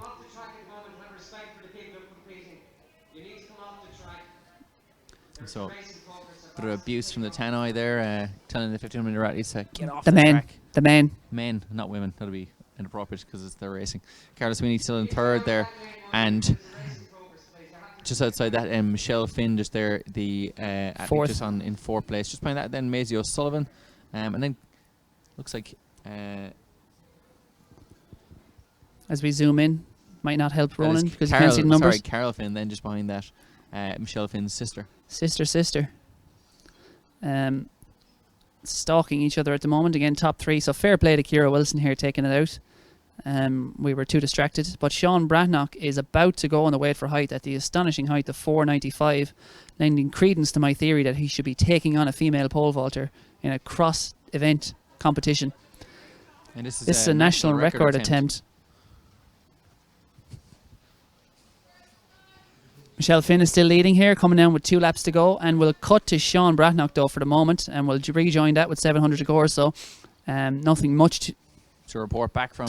Niamh Kearney in second, and Cara Sweeney in third. This Sean would be Bratnock. huge. It is lashing rain here in Sentry. Can't help with the grip, but Sean Bratnock for a national record. No, it was very close, very close, and he smiles. He knew he had it. So as Michelle Finn will go back to the 1500, passes 800 and 234. It's slower than the second heat. So the good news for Denise Toner and Equade and Dredis Tremakaiti is you may still have a chance of getting through, but depending on what wheels they produce here over the final 700. But Michelle Finn is doing the right thing here. There's athletes in here who are quicker than her over 800, so why not use your best asset? Why not use your strength? Why not slow roast this field into a place they don't want to go 600 metres from home in a windy day in Sentry? And she is stringing this out nicely, and she's going to try and reduce it to the 3 athletes, and hopefully she'll be one of them, according to her anyway. But she has company at the moment, and plenty of it, with Niamh Kearney there tracking her in second, Carla Sweeney in third, Maisie Anna Sullivan in fourth. Still all to play for here. Yeah, Cara Sweeney, better known as an 800 metre runner there, and Maisie O'Sullivan just coming around the outside. So taking closer order here with a lap to go. On top 3 to qualify here as automatic qualifiers. Niamh Kearney running really well for Raheny Shamrock there. Third place, Cara Sweeney. Maisie O'Sullivan then just on the outside there in 5th place. And Siobhan Whelan there tucking in nicely in the inside there. Got a nice run up the inside and into the wind again. Saved a lot of energy. Now, can Michelle Finn have enough gears to fend off these athletes over this final 300? The Rio Olympian in 3,000 metre steeplechase, but this is not her speciality. Wouldn't be in her comfort zone as these gears start to turn with 300 to go. And she's feeling the pressure there from Carla Sweeney, better known as an 800 metre runner, up on her outside. And Maisie O'Sullivan moves up outside her. They're ready to hit full pelt now with 200 to go if needs be. Yeah, Finn, who won the 5,000 metres just a couple of hours ago, holding Carla Sweeney off there, throwing a few elbows, and Carla Sweeney just on the outside trying to get round. Carla Sweeney, the quicker finisher here. It looks like Maisie O'Sullivan just around her on the outside, and Niamh Kearney then is trying to get around the Rio Olympian Michelle Finn. She's already won a national title already this evening. Can she hold on and qualify here? Carla Sweeney storming up the home straight. Michelle Finn trying to get by on the inside. Maisie O'Sullivan as well going around well on the outside, and Niamh Kearney just looking behind her. It's going to be top 3 to qualify, and they look like they're going to be Sweeney, Finn and O'Sullivan, with Niamh Kearney get up there for 4th place, and in 5th it's going to be the Clonmel athlete Siobhan Whelan in 5th. And there's a yawning gap though, so there's a chance all of them may qualify. 4:36 was the winning time. The times we were looking at for fastest losers previously was 4:31, so no, they're not going to qualify. 4:31 and 4:33, and third place 4:38.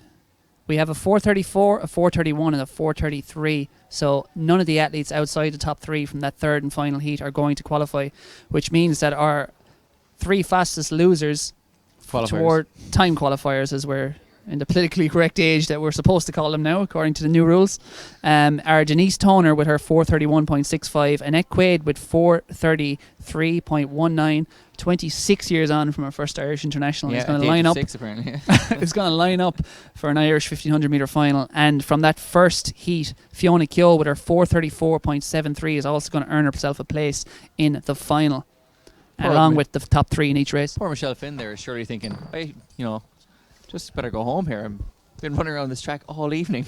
Correct. Men's 1500 Carl has just departed swiftly, trying to get a word with, I think, Michelle Finn. Well, he's still concerned about that dismount earlier on from the podium, and Yeah. he's yet to get a full clarification on the approach there. Men's 1500 metre up next. Pumped? Sure is. It sure is. Big fields, Ronan. Big How fields. many heats have we got? 10 Tell me immediately. 10 surely. I'm just getting it going there now. We have 4 heats.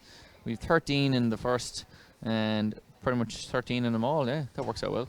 And it's going to be first 2, which is very tight, and 4 fastest time qualifiers. Oh, these are going to be tasty heats, so. Very tasty. I suspect there will not be much hanging around. That first heat has Ty Donnelly in it. I'll go through the full fields when we get to the race, but to give you an idea of who's in this first heat. Please do. We've got Ty Donnelly, Sean Tobin, Ben Keane would be the real highlights from that first heat. Trying to get the qualification there, and then a lot of younger athletes in there as well. Second heat, looking at Evan Keane, Conor McGuire, who's ran 3:52 this season, and has also ran 14:33 I think for 5k. He's going really well. Andrew Coscoran in that second heat, working on Gibna, Michael McKillop, Brian Kelly, Keith Fallon. Third heat, Paul Robinson, Jonathan Wen, who's the 3:46 man this year. He's the top ahead of on the top list. He's having a breakthrough year, Ron. He certainly is. Incredible performance over 3k as well, running 8:17. He's also around 152 for 800 this year as well. So he's really lighting it up. It's probably been the breakouts there of the middle distance this year. This summer. This summer, yeah. Sorry, this summer. I think Andrew Coscoran might challenge you for the previous. Yeah, I suppose you're right. And then that fourth and final heat has the likes of Cian McPhillips in it, Gary Campbell. So it's going to be tough to get out of these heats as a qualifier. It's going to be swift. It sure is. It's going to be great to see Paul Robinson back on the track here as well. We've seen he did a unofficial 3k a couple of weeks ago and ran around 7:52 or so. I reckon was the lap short, was it? Surely, I'd imagine so. But yeah. He's back in action. He was, of course, 4th place at the European Senior Championships back in 2014 and has pretty much every injury under the sun since then. But he is back and fit and ready to go here for his first nationals.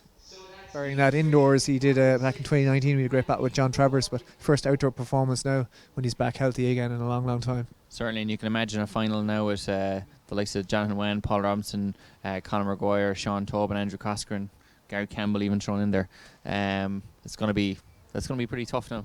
Yep, they've got their work cut out for them already though today to get out of these heats with just the top 2 to go through automatically. But Sean Brannock is back for attempt number 2 at a national record of 4 meters and 95 in the weight for height, as someone said on YouTube there. Throwing a bag of spuds 5 meters up into the air, and he just knocks on the way up. I think he had the height in that one as well, but just the angle that it went. I think that was actually his final attempt, so he gets a round of applause from his competitors and the officials alike. But he's certainly close to it. Definitely is. Yeah. He has it in his armory or in his arsenal. Definitely there if he gets to.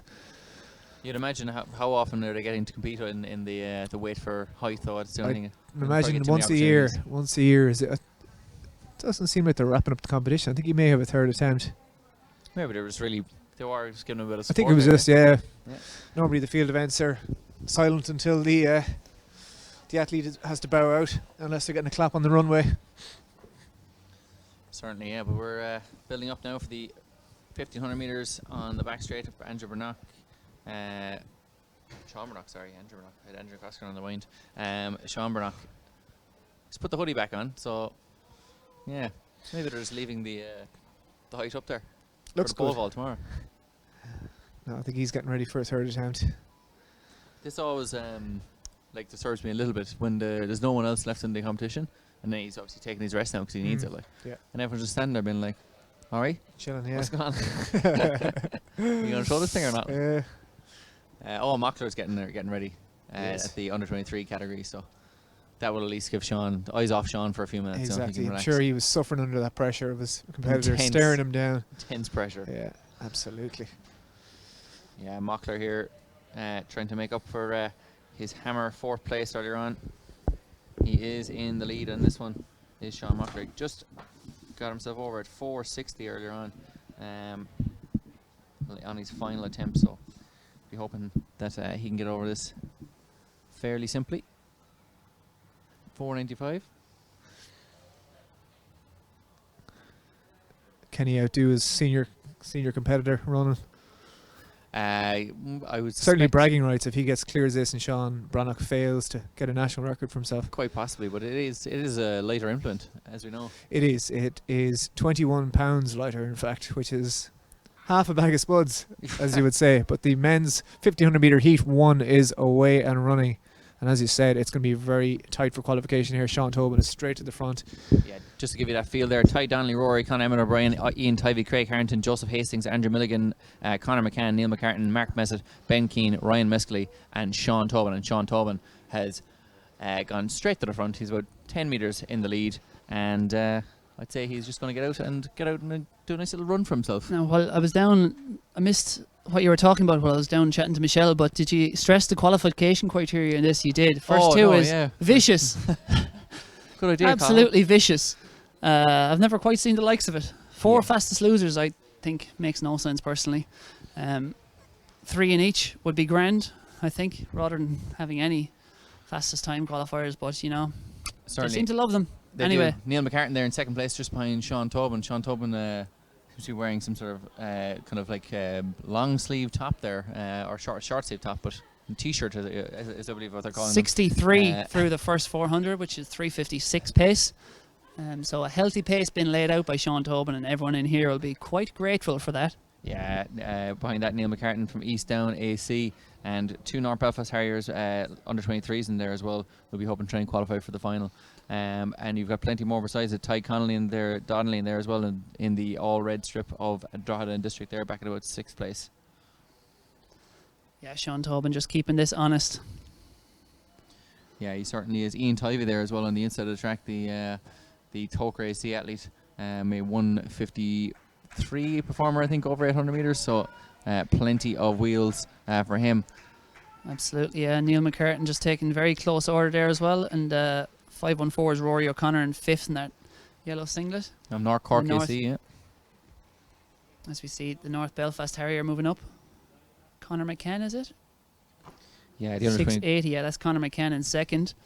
And Andrew Milligan there back in 5th place, he's clubmate. So at the moment it's Here's Tobin. 800 metres, a big split, and that's 2:12 or so they've slowed down considerably in the second lap. Sean Tobin, this will feel like 5k pace to him right now, 66s or so. And he is very comfortable, and about 8 men are now splintered clear of the group when it's really going to wind up from here. A possible 6 could go through if it's quick enough. If it's not quick enough, it could be as few as 2.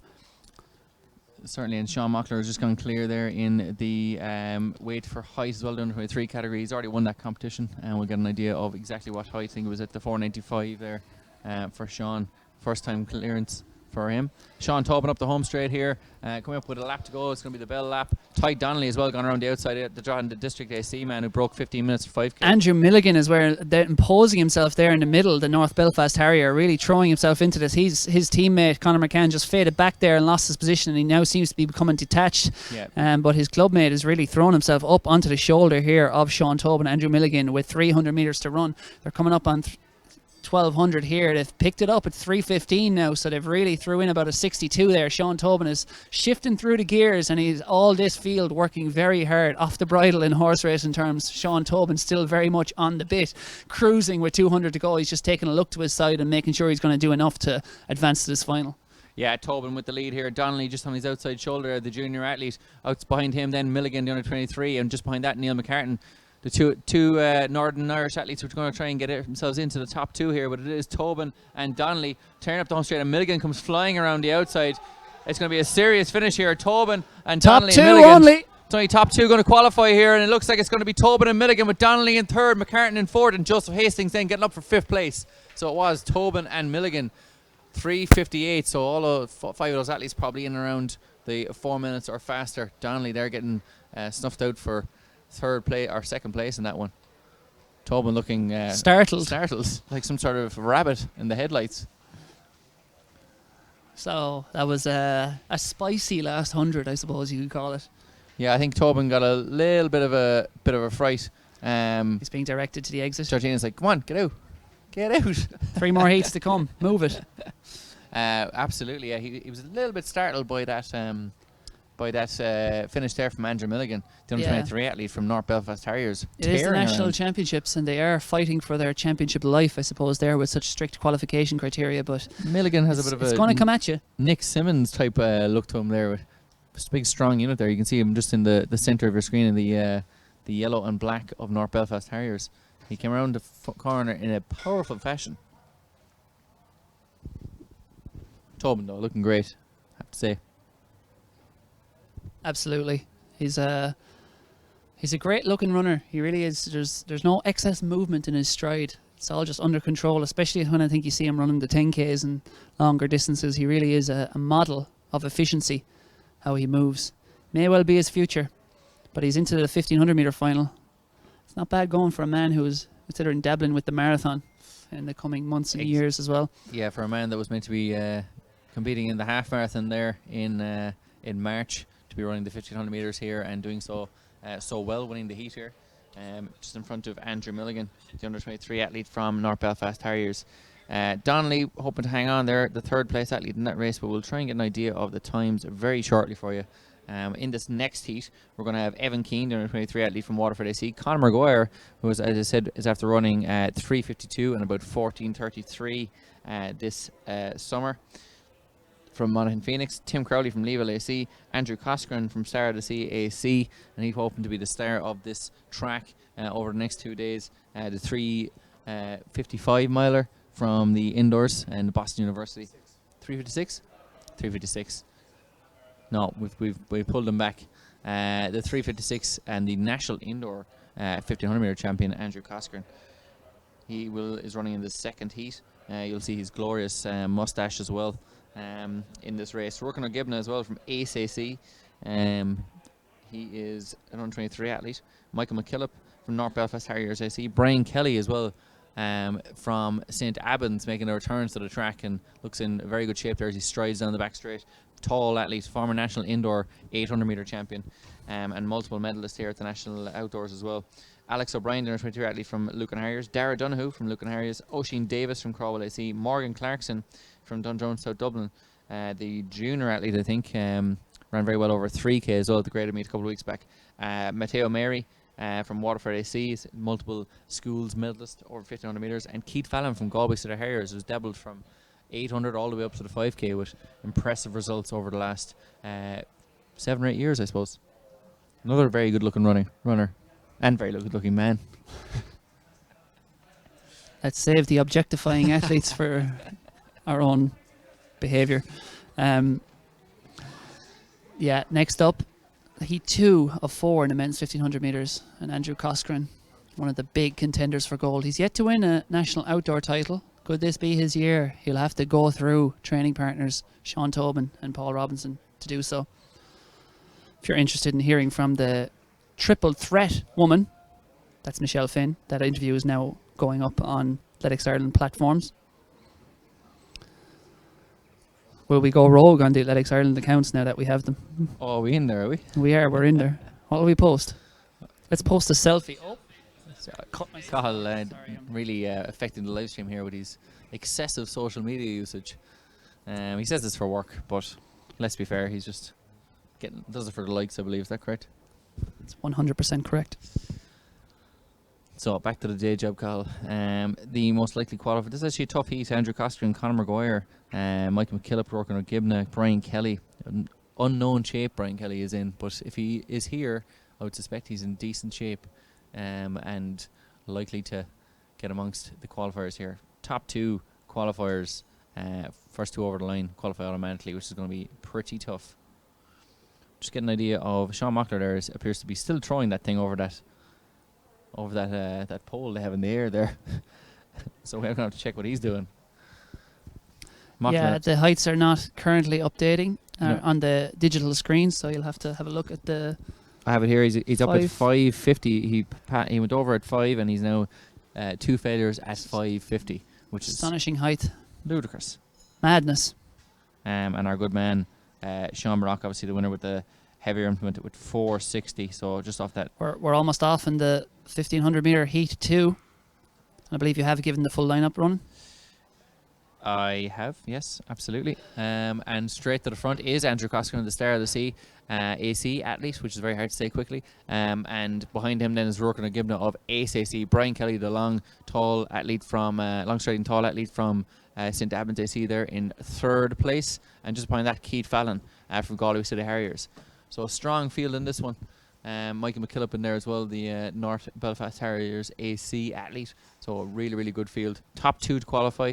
and 3:59, 4 minutes is in around what we're looking at for that fastest qualifier spots at the moment. Conor Maguire in there as well, from Monaghan Phoenix AC. Yeah, 3:58, 3:59 are the current three people in fastest loser spots, and then the slowest is currently 4:02.5. That's Ryan Miskelly, but would imagine that will fall as Andrew Coscoran toes this field around. He's by some distance the class of this field, 3:56 miler, 3:37 1500 runner, who is enjoying a breakthrough 2020. 63 seconds through 400 meters. Are those the Florida State shorts I see? They're certainly the Florida State colours. They certainly are, but he might get thrown out there again for the second year in a row. Let's not draw attention to it. Yes, he was disqualified last year for some argy-bargy with 300 to go. Yeah, the old argle-bargle, yeah. And in second place there, Roken and Gibna, Brian Kelly just behind him, Keith Fallon in fourth, and just watching the diminutive athlete, or he seems diminutive behind the likes of Brian Kelly there, that is Conor Maguire from Monaghan Phoenix, ran 14:33 at the graded meet about 2 weeks ago, and has also ran 3:52 this summer. He is still a junior athlete there. He's just on the left-hand side of that field in the green and white singlet. So watch for him in these final 2 laps. 2 laps to go here, 800 metres. The 2-lap tango has yet to be ran. And it is Coscoran leading us now. Training partner Roken and Gibna just outside him. Conor Maguire there moving up in third on the outside. The Monaghan Phoenix athlete ahead of Brian Kelly. But Brian Kelly is a hulk of a man to try and impose your physicality on. So the Army man, or yes. Navy, or wait, hang on. He is a cadet in the Army. Cadet, that's the one. Nicknamed Horse as well, which kind of tells you about his size. He is a big man. Better known as an 800 metre runner, but he's well able to mix it and has flown the club colours of St. Albans very proudly over cross country and everything over the years. So he'll have great to see him back in the sport and flying high. But really, this race, I suppose, it all pivots on the class of Andrew Coscoran out front. He is perhaps the favourite for the title tomorrow, and I say that despite athletes of the calibre of Sean Tobin and Paul Robinson being in there. But Andrew Coscoran at his best, and early 2020 has seen him at his very best, is an athlete who's very tough to beat. He's got an absolute range of gears, and he is sporting an absolutely devastating moustache today, I have to say. Absolutely, and with 450 metres left to run, we have what looks to be 6 athletes still here in contention. Keith Fallon and Evan Keane just at the back of that group. The previously mentioned Conor Maguire, Brian Kelly, Roken and Gibna, and Andrew Coscoran there. So there'll be a serious dust up here over this last 350 metres. Michael McKillop trying to hang on to that field as well, but Coscoran you would expect to have the class here, as Conor Maguire also likely to qualify, but it's going to be a serious dust up here between the rest. And the bad news for whoever finishes third, fourth, fifth this heat is it's slow. They were about 3:17 there through 3:18 even through 1200, so I don't think there's going to be any fastest losers, maybe one in this, and people are really going to have to turn those wheels if they're going to get inside this top 2 are all just going to go through. But Andrew Coscoran looks comfortable out front running. He certainly does. Brian Kelly's been run out of after making a drive up the inside straight there. Looks like it's going to be Coscoran for sure, and then you've got O'Gibna and Evan Keane as well, the Waterford AC athlete coming around the outside. He looks like he's going to qualify quite easily here. Coscoran and Keane running away from this field, but it is Keith Fallon getting up for third. Brian Kelly hit with a serious comeback there in the last 50 metres. Roken and Gibna, and then Conor Maguire ran out of it in the final yards. But 4:00.72 was the winning time there, so difficult to see Brian Kelly we have making that one. At absolute maximum one athlete in the fastest loser spot from that first heat, because Tyg Donnelly, Neil McCartan and Joseph Hastings, third, fourth and fifth in that first heat, are all currently still in those same spots. Yeah, serious wheels from Evan Keane there, kind of better known over 3 and 5k. Very impressive finish from Evan Keane. He really did motor past Andrew Coscoran there. Obviously Andrew Coscoran had more in the locker perhaps, which you'll see tomorrow, but that was a very impressive finishing burst, and if he can produce that again tomorrow, he will certainly be in contention for a medal. But Andrew Coscoran safely through. When that result comes up, we'll give the official update on who's in and who's out at the moment anyway, but we have 2 more heats to go, and this is just vicious. It's cruel qualification criteria. Yeah, it's actually outrageous in fairness to see the likes of Brian Kelly, a multiple national medalist. A guy like Conor Maguire there has been run out of it most likely. A 3:52 performer this season, 14:33 only a couple of weeks back. That's how tough these qualifications are. The top 2 and then the 4 fastest qualifiers after that. That heat 1 is looking they're looking pretty good now to have broken 4 minutes. They'll all have said a big fat thank you to Sean Tobin and Clonmel AC for taking that out at a steady enough pace and winding it up. They dawdle a bit too much there, and obviously Andrew Coscoran is good enough to have the luxury to do that, so why would he do any different? But for some of the other athletes, possibly could have got together and said, lads, let's try to run a 3:56 here, because there's so many of them there capable of running a 3:56. The wind has died down a little bit here. Yeah, it's actually quite a nice. It's turned into quite a nice evening for running here. It's a little bit windy, but it wouldn't be affecting these guys too much, and certainly not enough to make a difference to them over 1,500 meters. So Heat 3, we're still waiting on the official results of Heat 2, but Heat 3, they're over there on the start line. We'll give you the full lineup now while we have a chance. From the inside, Andrew McKenna of Monaghan Phoenix, Finlay Daly of Sligo AC, Shane Healy, 51 years young, of Metro St. Bridget's, Paul Robinson, 29 years old, a European fourth placer of St. Cocas, Eamon Morrissey of Dundrum, Gareth Hill of Ballymena and Antrim, Cormac Downs, an under 23 of Duneen. Should say Finlay Daly is also an under 23 earlier on from Sligo. Jonathan Wan running very well of Clonleaf Harriers, John McCallion of Letterkenny, Sean Cotter of Crawwell, Colin P. Smith of Mullingar Harriers, Sean Donoghue of Celtic DCH, and Dara Green of Dunleer, another man who's out of retirement for this year's championships. But as much as the first two heats hinged on Sean Tobin and Andrew Coscoran, this heat is all about Paul Robinson. And I say that despite Johnny Juan having run a 3:46 recently. He's obviously in flying form, but Paul Robinson has run a little bit quicker at his best at an astonishing 3:35. That was back in 2014 when he was at his peak, but he's had a torrid time of it since then, Paul Robinson, with chronic foot problems. But he stayed the course. I would wager that 99% of athletes would long have retired at his point, and many people would have, well-meaning people probably even would have told Paul Robinson he'd be better off retiring and stepping away from the sport, but he never did.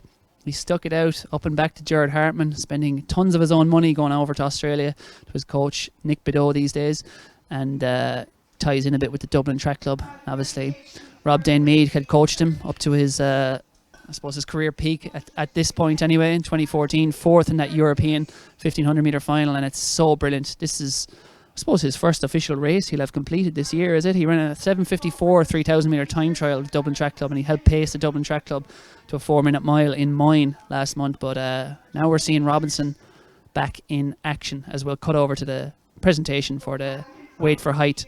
Yes. Under 23. I believe he has run a 3:48 1500 somewhere, and the top list, so it could be Melbourne. O'Callaghan here for second in the weight for height, and Sean Mockler, the under 23 champion, come back from his fourth place in the hammer earlier on, struggling somewhat with the opening of the medals, which a lot of people have been doing today, and getting up. He's going to get the win here, under 23 champion Sean Mockler from Moycarkey Culcaroo. Well done, lads. A few applauses, and I mean that literally, a few applauses. Three people applauded. There's no fans here, but well done, Sean Mockler. Great stuff. And we'll look over to the 1500 metre start line. We'll try and get a better look at these lads, because they're about to be called to their marks very soon. And we do not want to miss a moment of this, because this is going to be a very intriguing battle with this qualification criteria. Another man to look out for here, if you're listening to RTE on 1 radio documentaries on a Saturday morning, in the middle of your shot there, and he's just hidden behind that Tullamore, or the blue singlet, in that light green of singlet of Metro St. Bridget's. That's Shane Healy. One of the most astonishing life stories you'll ever hear is Shane Healy's, 51 years old. Grew up a hard knock life on the streets of Dublin, and he had a vagabond lifestyle travelling the world all the way to the Olympics in 1996. And like Paul Robinson, is a 3:35 1500 metre runner, and they're lining up side by side with 22 years of age between them. And he made a final indoors, and really he's one of the most astonishing athletes to run as fast as he is at his age. Shane Healy, he's in the green singlet, and he'll be trying to make this final too, but it sounds like it's going to be a lot harder for him with this criteria. And certainly, and we can see just gone up to the front of that field. There's the Monaghan Phoenix AC athlete Andrew McKenna has gone to the front of this field, and just outside him in the blue of Celtic DCH is the Sean Donoghue, the schoolboy. Big push in the pack there. At the back is the Monaghan Phoenix athlete. He just got an athlete run up on top of him, so he had to give him a push to just keep him out of the way. And that was Garrett Hill there from Ballymena and Antrim, the elder statesman there, getting a bit of a push. Not too sure. He's from Cormac Downs, on 23 athletes. So yeah. So it is Andrew McKenna on the inside, just leading Sean Donoghue. Johnny Wan then just in third there behind him, and Paul Robinson kind of almost languid style, just coasting there and running, I suppose, in the position a champion does, just on the outside, marking every move, and he'll have every angle covered here. But really, I don't get this for a lot of the athletes in here. Shane And Healy here's a now man takes who action. Who is going gets to- it? You might say Yes, he gets 71 seconds through 400 metres. They've already given up the chance to have fastest qualifiers out of this heat. So I could say with some certainty that this is only going to be a top 2 qualifier heat. They need to break 4 minutes if you're going to get those fastest qualifier spots. They've just given up 6 or 7 seconds to the athletes in the other seat by jogging the first lap. So for Shane Healy, he's like, right, enough of this, lads. I can't outkick lads 30 years younger than me. And he's finally taken it on. But unfortunately, I can say with some certainty, we're not going to have fastest losers out of this heat, which probably makes it, if anything, more intriguing, because now you have 13 athletes and 2 spots. And Paul Robinson and Johnny Juan, you'd have to think, based on recent form, would be the favourites to take them. But Sean Donoghue there is in perfect position, back in third as well in the blue. As we see moving up on the outside, 5-6-3 is Eamon Morrissey of Dundrum, just taking closer order behind Paul Robinson. Yeah, the Tipperary man there as well, taking that closer order. Colin P. Smith then from Mullingar Harriers getting around the outside. And it is Healy and then Robinson, the two 335 athletes. The 2 lads with the best PBs in the field. Robinson and Healy are 1 and 2, but just behind him, Sean Donoghue, the schoolboy, and Johnny Wan, then the 346 performer from Clonliffe Harriers, taking closer order here as we get up with 650 metres left to run in this one, and most of the athletes still pretty much in contention, but as you said, fighting it out for really 2 spots, and you'd expect Robinson and Wan to be those two spots. Yeah, Juan just sitting there on the leader. It really shouldn't have taken Shane Healy to have to push the pace along here, because all the other athletes besides Juan and Robinson, they've essentially given up their chance of making the final by not trying to help push this pace along, but that's the fate they're going to have to suffer. Sean Donoghue is the only one now out of the pack who's going to try and stick it to the leading 2. It was 2:19, 2:20 at 800. That was too slow, and no one outside the top 2 is going to make the final here, no matter what they come home in. But Juan, as expected, is leading Robinson, and Sean Donoghue is taking very close order, doing just what he should, but can he pick off one of the 2 men in front of him? Yeah, Sean Donoghue does have a serious kick, but he is a junior athlete up against 2 senior athletes here, but he does have wheels to burn. But with 300 metres left to go, will he be burnt out and burnt off by these 2 senior athletes? Johnny Wan striding on the home straight, Paul Robinson 4th place in Zurich a couple of years back, striding absolutely splendidly down the back straight, and it looks like it's going to be these 2 boys running away with 200 metres left to run. And Sean Donoghue there in 3rd place, looks like he's going to be run out of it, but it is Juan and Robinson with 150 metres left to go. Yeah, Juan looks brilliant, but look at Robinson. I mean, have you ever seen an athlete moving as easy? It's so wonderful to see an athlete of his class back to his very best. He is coasting in second. He's not going to get dragged into the fight here for ego, for who's going to come home in front. He's going to finish in the top 2, keep his powder dry for the final. Juan has done enough as well. Impressive turn of pace by him. He's been in great form recently. He takes the win. Robinson just watch his back there at the end finish. He does come across the line in second in about 4:03. Sean Donoghue runs very well. It's not going to be enough, unfortunately, for the junior in 3rd. He's knocked out owing to that slow early pace, as indeed are all the others coming in. Shane Healy there crosses the line, probably in around 4:10, 4:12. He's back in the spikes these days. He was running the Vaporflies of late, but obviously the rules don't permit them on the track anymore. Well done to Shane Healy for showing great courage there, I suppose, and actually taking a bit of action after 400 metres of jogging and trying to push the pace. But in that environment, it was never going to be enough. It's a tough to make this final. Yeah, and it's 2 very worthy athletes there, and Johnny Juan and Paul Robinson have done so. It is a strange one when you're in that kind of situation where you're going to have to work really hard to make the final as a fastest qualifier, and then you're thinking, well, if I go, then I'm dragging everyone else to be in a fastest qualifier. Whereas if I sit back, somebody else might do it. But if nobody does it, someone has to. And Shane Healy was the one who took it on there. But really, as you said before, should have had a couple of athletes in around a similar standard and go, come on, let's get together here and run 64s here for the first 2 laps, and at least give ourselves a chance of running in around that 4 minutes. Absolutely. So Juan and Robinson into the final. Pierce O'Callaghan tells me Annette Quaid's debut was the European Cup in Century in 1994, and it was over 400.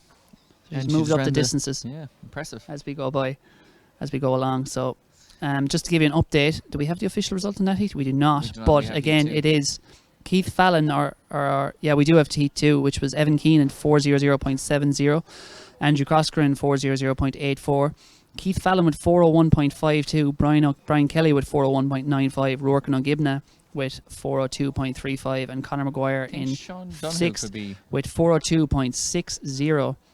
So We have 3 from the first heat. So the good news for Tig Donnelly, Neil McCartan and Joseph Hastings, they are all in position Certainly. to qualify. And also from the second heat, Keith Fallon is in position with his 4:01.52. So the slowest, we have 3 people on 3:58, 3:59, and then our final time qualifier at the moment is Keith Fallon of Galway City Harriers. So it's Keith Fallon, Tig Donnelly, Neil McCartan, Joseph Hastings. They are your 4 time qualifiers at the moment, along with Sean Tobin, Andrew Milligan, Evan Keane, Andrew Coskren, Johnny Juan and Paul Robinson, and those 6 are automatically into the final. So if you're looking for time qualifying spots in this, and remember there are 4 of them on offer outside the top 2, the time you need is 3:58, 3:59. And you'd imagine, Carl, with these athletes that are in this field, there's plenty of them that can run 4 minutes at a canter. But they won't. They will almost certainly be slow, and then the 2 best athletes in the field will end up qualifying. Would be my guess. We say it ad nauseum, but it happens again and again and again. You've been Joe given an Warren is a advantage wise older head in this. I think he's the same age as me now. He'd be 33 probably. Oh, he's older, right? But he's been, again, he is one of those athletes really who, well, I suppose it's hard to know. But again, there's so many athletes in here who can run 3:55. And if you finish 6th and run 3:57 in this, you qualify. Like that's what should be in these athletes' heads on the start line. Obviously, maybe due to the call room, maybe more difficult than normal to find out that information from their coaches. And really, Cathal, when you look at it, the Stonewall candidate here is Cian McPhillips. Yes. Then you're probably most likely you're looking at the likes of Gary Campbell on his day. So outside of that, though, outside of Cian McPhillips, there's no Stonewall candidate to qualify here automatically. So they could go for it, and you could get quite a few qualifiers out of this one. Someone just has to take it on. Absolutely. Full field is Jack Miskela, Shane Moran, Cian McPhillips, Fionn Harrington, Tim Grummel, Michael McCarthy, Joe Warren, Owen Keenan, Gary Campbell, Dylan O'Brien, Shane Gallagher, Matthew Hayes and Kyle Moorhead. 13 men, 2 or 6 places, depending on what happens. Gary Campbell, perhaps a candidate to take it out. Him and Joe Warren, maybe. Training partners often. Yeah, Gary Campbell well capable of. He's ran in the under 350 before. He's well capable of going out here and leading this one out, and perhaps should do so. But we'll see now within the first 200 meters whether or not they're going to take the bait. They've been given the advantage of being in the last heat, so let's use it. They're not using it running. They're jogging. Yes, Cian McPhillips gone to the front, the Longford AC athlete. Yeah, Cian McPhillips, one of the brightest prospects in Irish middle distance running at the front there in that blue singlet. Went over to the Millrose Games in New York and beat many of the finest young high school milers in America. Running, I think it was around 4:10 he ran for the mile there. Or was it 1500? It was anyway, he wound up the pace from a slow pace, but I think he's run 3:44 for 1500 if I'm not mistaken. I believe so, yeah. And that was last year as well, but Cian McPhillips is really exceptional. He has quite a turn of pace as well. He's tall for his age. I think he's 17 at the moment. And he's just, you can see him loping along there. He's almost going uncomfortably slow given his class in 4th, 5th place at the moment. And Joe Warren, the wise head there on the outside of lane 1, inside of lane 2 in that green single of Doheny's, just taken up close order to try and cover every move. And we're gonna, it's slow. It's not as slow as the last heat, but it's 69 seconds as they pass through the bell, or the first 400 meters. Certainly too slow to get the 6 qualifiers out of this one unless they seriously pick it up here. But Tim Grummel leading this one out, Shane Gallagher just on his inside, and the whole field bunched up together here. They really have to get on with this and get going. And someone has to go and be brave here and hit the front, but doesn't look like it's going to happen. Tim Grummel there in first, Shane Gallagher just on his inside. Cian McPhillips kind of boxed in there, but they were taught AC athlete. I do not understand this. Like, Cian McPhillips is going to outkick everyone in this field. So essentially 12 men are waiting for 1 place and they're rolling the dice to get 1 place, 12 men by cruising around at a slow pace, rather than 12 men, someone stepping up and trying to push the pace and then trying to share out 5 qualifying places for the final. But alas, this happens time and again, and we go on about it time and again, but it keeps happening because no one wants to be the sacrificial lamb out front. So we'll watch Cian McPhillips roar here over this final 400 metres, the tall athlete there in the middle, despite being the youngest athlete. He's just shifting out there into lane 2 to try and give himself a clear run. Gary Campbell there taking very close order as well. He's back in 3rd there, the Dunleer athlete. very gifted athlete, and he can move with the best of them. He And certainly he has can. his on days. He has a serious set of wheels, but he probably has to get out of that inside spot that he's in there. Shane Gallagher still leading this one out, the early leader from Finn Valley. Rotote sees Matthew Hayes then just on the inside, and Keema Phillips always in that right position. Gary Campbell just kind of pushing through on the inside, and Keema Phillips taking a little bit of a stumble there. Joe Warren said the wily old Carter there on the outside. Fionn Harrington there from Ballinacy coming up on the outside, the very tall athlete, tallest athlete in the field there, coming around the outside of that group in the yellow. But it looks like it's going to be, with 500 metres left to run, Keema Phillips is in pole position. Gary Campbell just behind him. Shane Gallagher in the lead. Yeah, Shane Gallagher is churning it out, but it's going to start picking up and pick up in a big way. No one outside the top two is going to go through. And fair play to Gary Campbell. He moves fast, and now the wheels are turning, and they're turning quickly. And it's Gary Campbell who pushes it on 3:11 as they go through the bell. They're not going to run quick enough. This is way too slow, so only the top two to go through. And look at Keane McPhillips taking very close order behind Gary Campbell. And Gary Campbell is right to go early. Joe Warren could be a big threat if he leaves it to the last 150, but Gary Campbell would be the better of them over a kind of a more even-paced race at the moment. But Joe is such a wily racer. He's going to come up to the coattails now of Gary Campbell, and he will kick on by to take that second automatic spot. But Keane McPhillips, the class of this field, is out front. The rising star of Irish middle distance running. Can he eventually follow in the long line of great milers like Ray Flynn, his fellow county man from Longford? But he is leading this bend, and he is really just in second gear right now, and he is putting a lot of more senior 1500 metre athletes in Ireland well behind him in his slipstream. As we see him move there coming up, that is Jack Miskela of Crawwell up into third, but a flying finish. The bank is empty. The lights have gone out for Gary Campbell in fourth, but it's the top two to go through. That's Keane McPhillips and the wily old fox Joe Warren once again into the National 1500 metre final with a great run. Hard luck to Jack Miskela of Crawwell AC. 4:09 the winning time. Gary Campbell comes home fourth. And so we don't even need to look up fastest losers there, our time qualifiers, because we can say with some certainty that your final for the men's 1500 metres is going to be Keane McPhillips, Joe Warren from that heat. From the last heat, Paul Robinson and Johnny Wan. From the second heat, Evan Keane, Andrew Coscoran and Keith Fallon. And from the first heat, Sean Tobin, Andrew Milligan, Ty Donnelly, Neil McCartan and Joseph Hastings. They are your 12 men for the men's 1500 metre final tomorrow, and what a race that is going to be. Yeah, they've really separated the wheat from the chaff there in that one. Joe Warren, we said the wily Carter, getting up there for that second place. Gary Campbell, who looked like he was going to run away with that with 400 metres left to run, but ran out of wheels with 200 left. So that concludes our action for today. And what a day it was. Thank you very much for joining us, for all our followers. Well, obviously you probably had no choice if you wanted to watch, so again, there's a mute button, I guess in that sense we also apologise to you, but it's been a great day of action. Obviously it's a thinly spread programme, but it's great to be here. Tomorrow we have a full day of action again. It starts tomorrow at 10:45. We field events through the morning, so all the field event aficionados tune in. And we'll have the men's high jump, the women's javelin final, men's javelin final and women's high jump final. And then in the afternoon, we'll be getting going with the women's and men's 100 metre heats before an absolute bonanza of athletics tomorrow night from 6 o'clock. And RT2 are live from 5:30. But, you know, we feel a sense that loyalty perhaps is just say no. Just say no and watch YouTube. No, we understand if you do. So yeah, thanks for joining us today. It's been a great first day of 4 days here. 3 sessions down, 6 to go at the Irish Life Health Track and Field Championships. We'll see you back here tomorrow.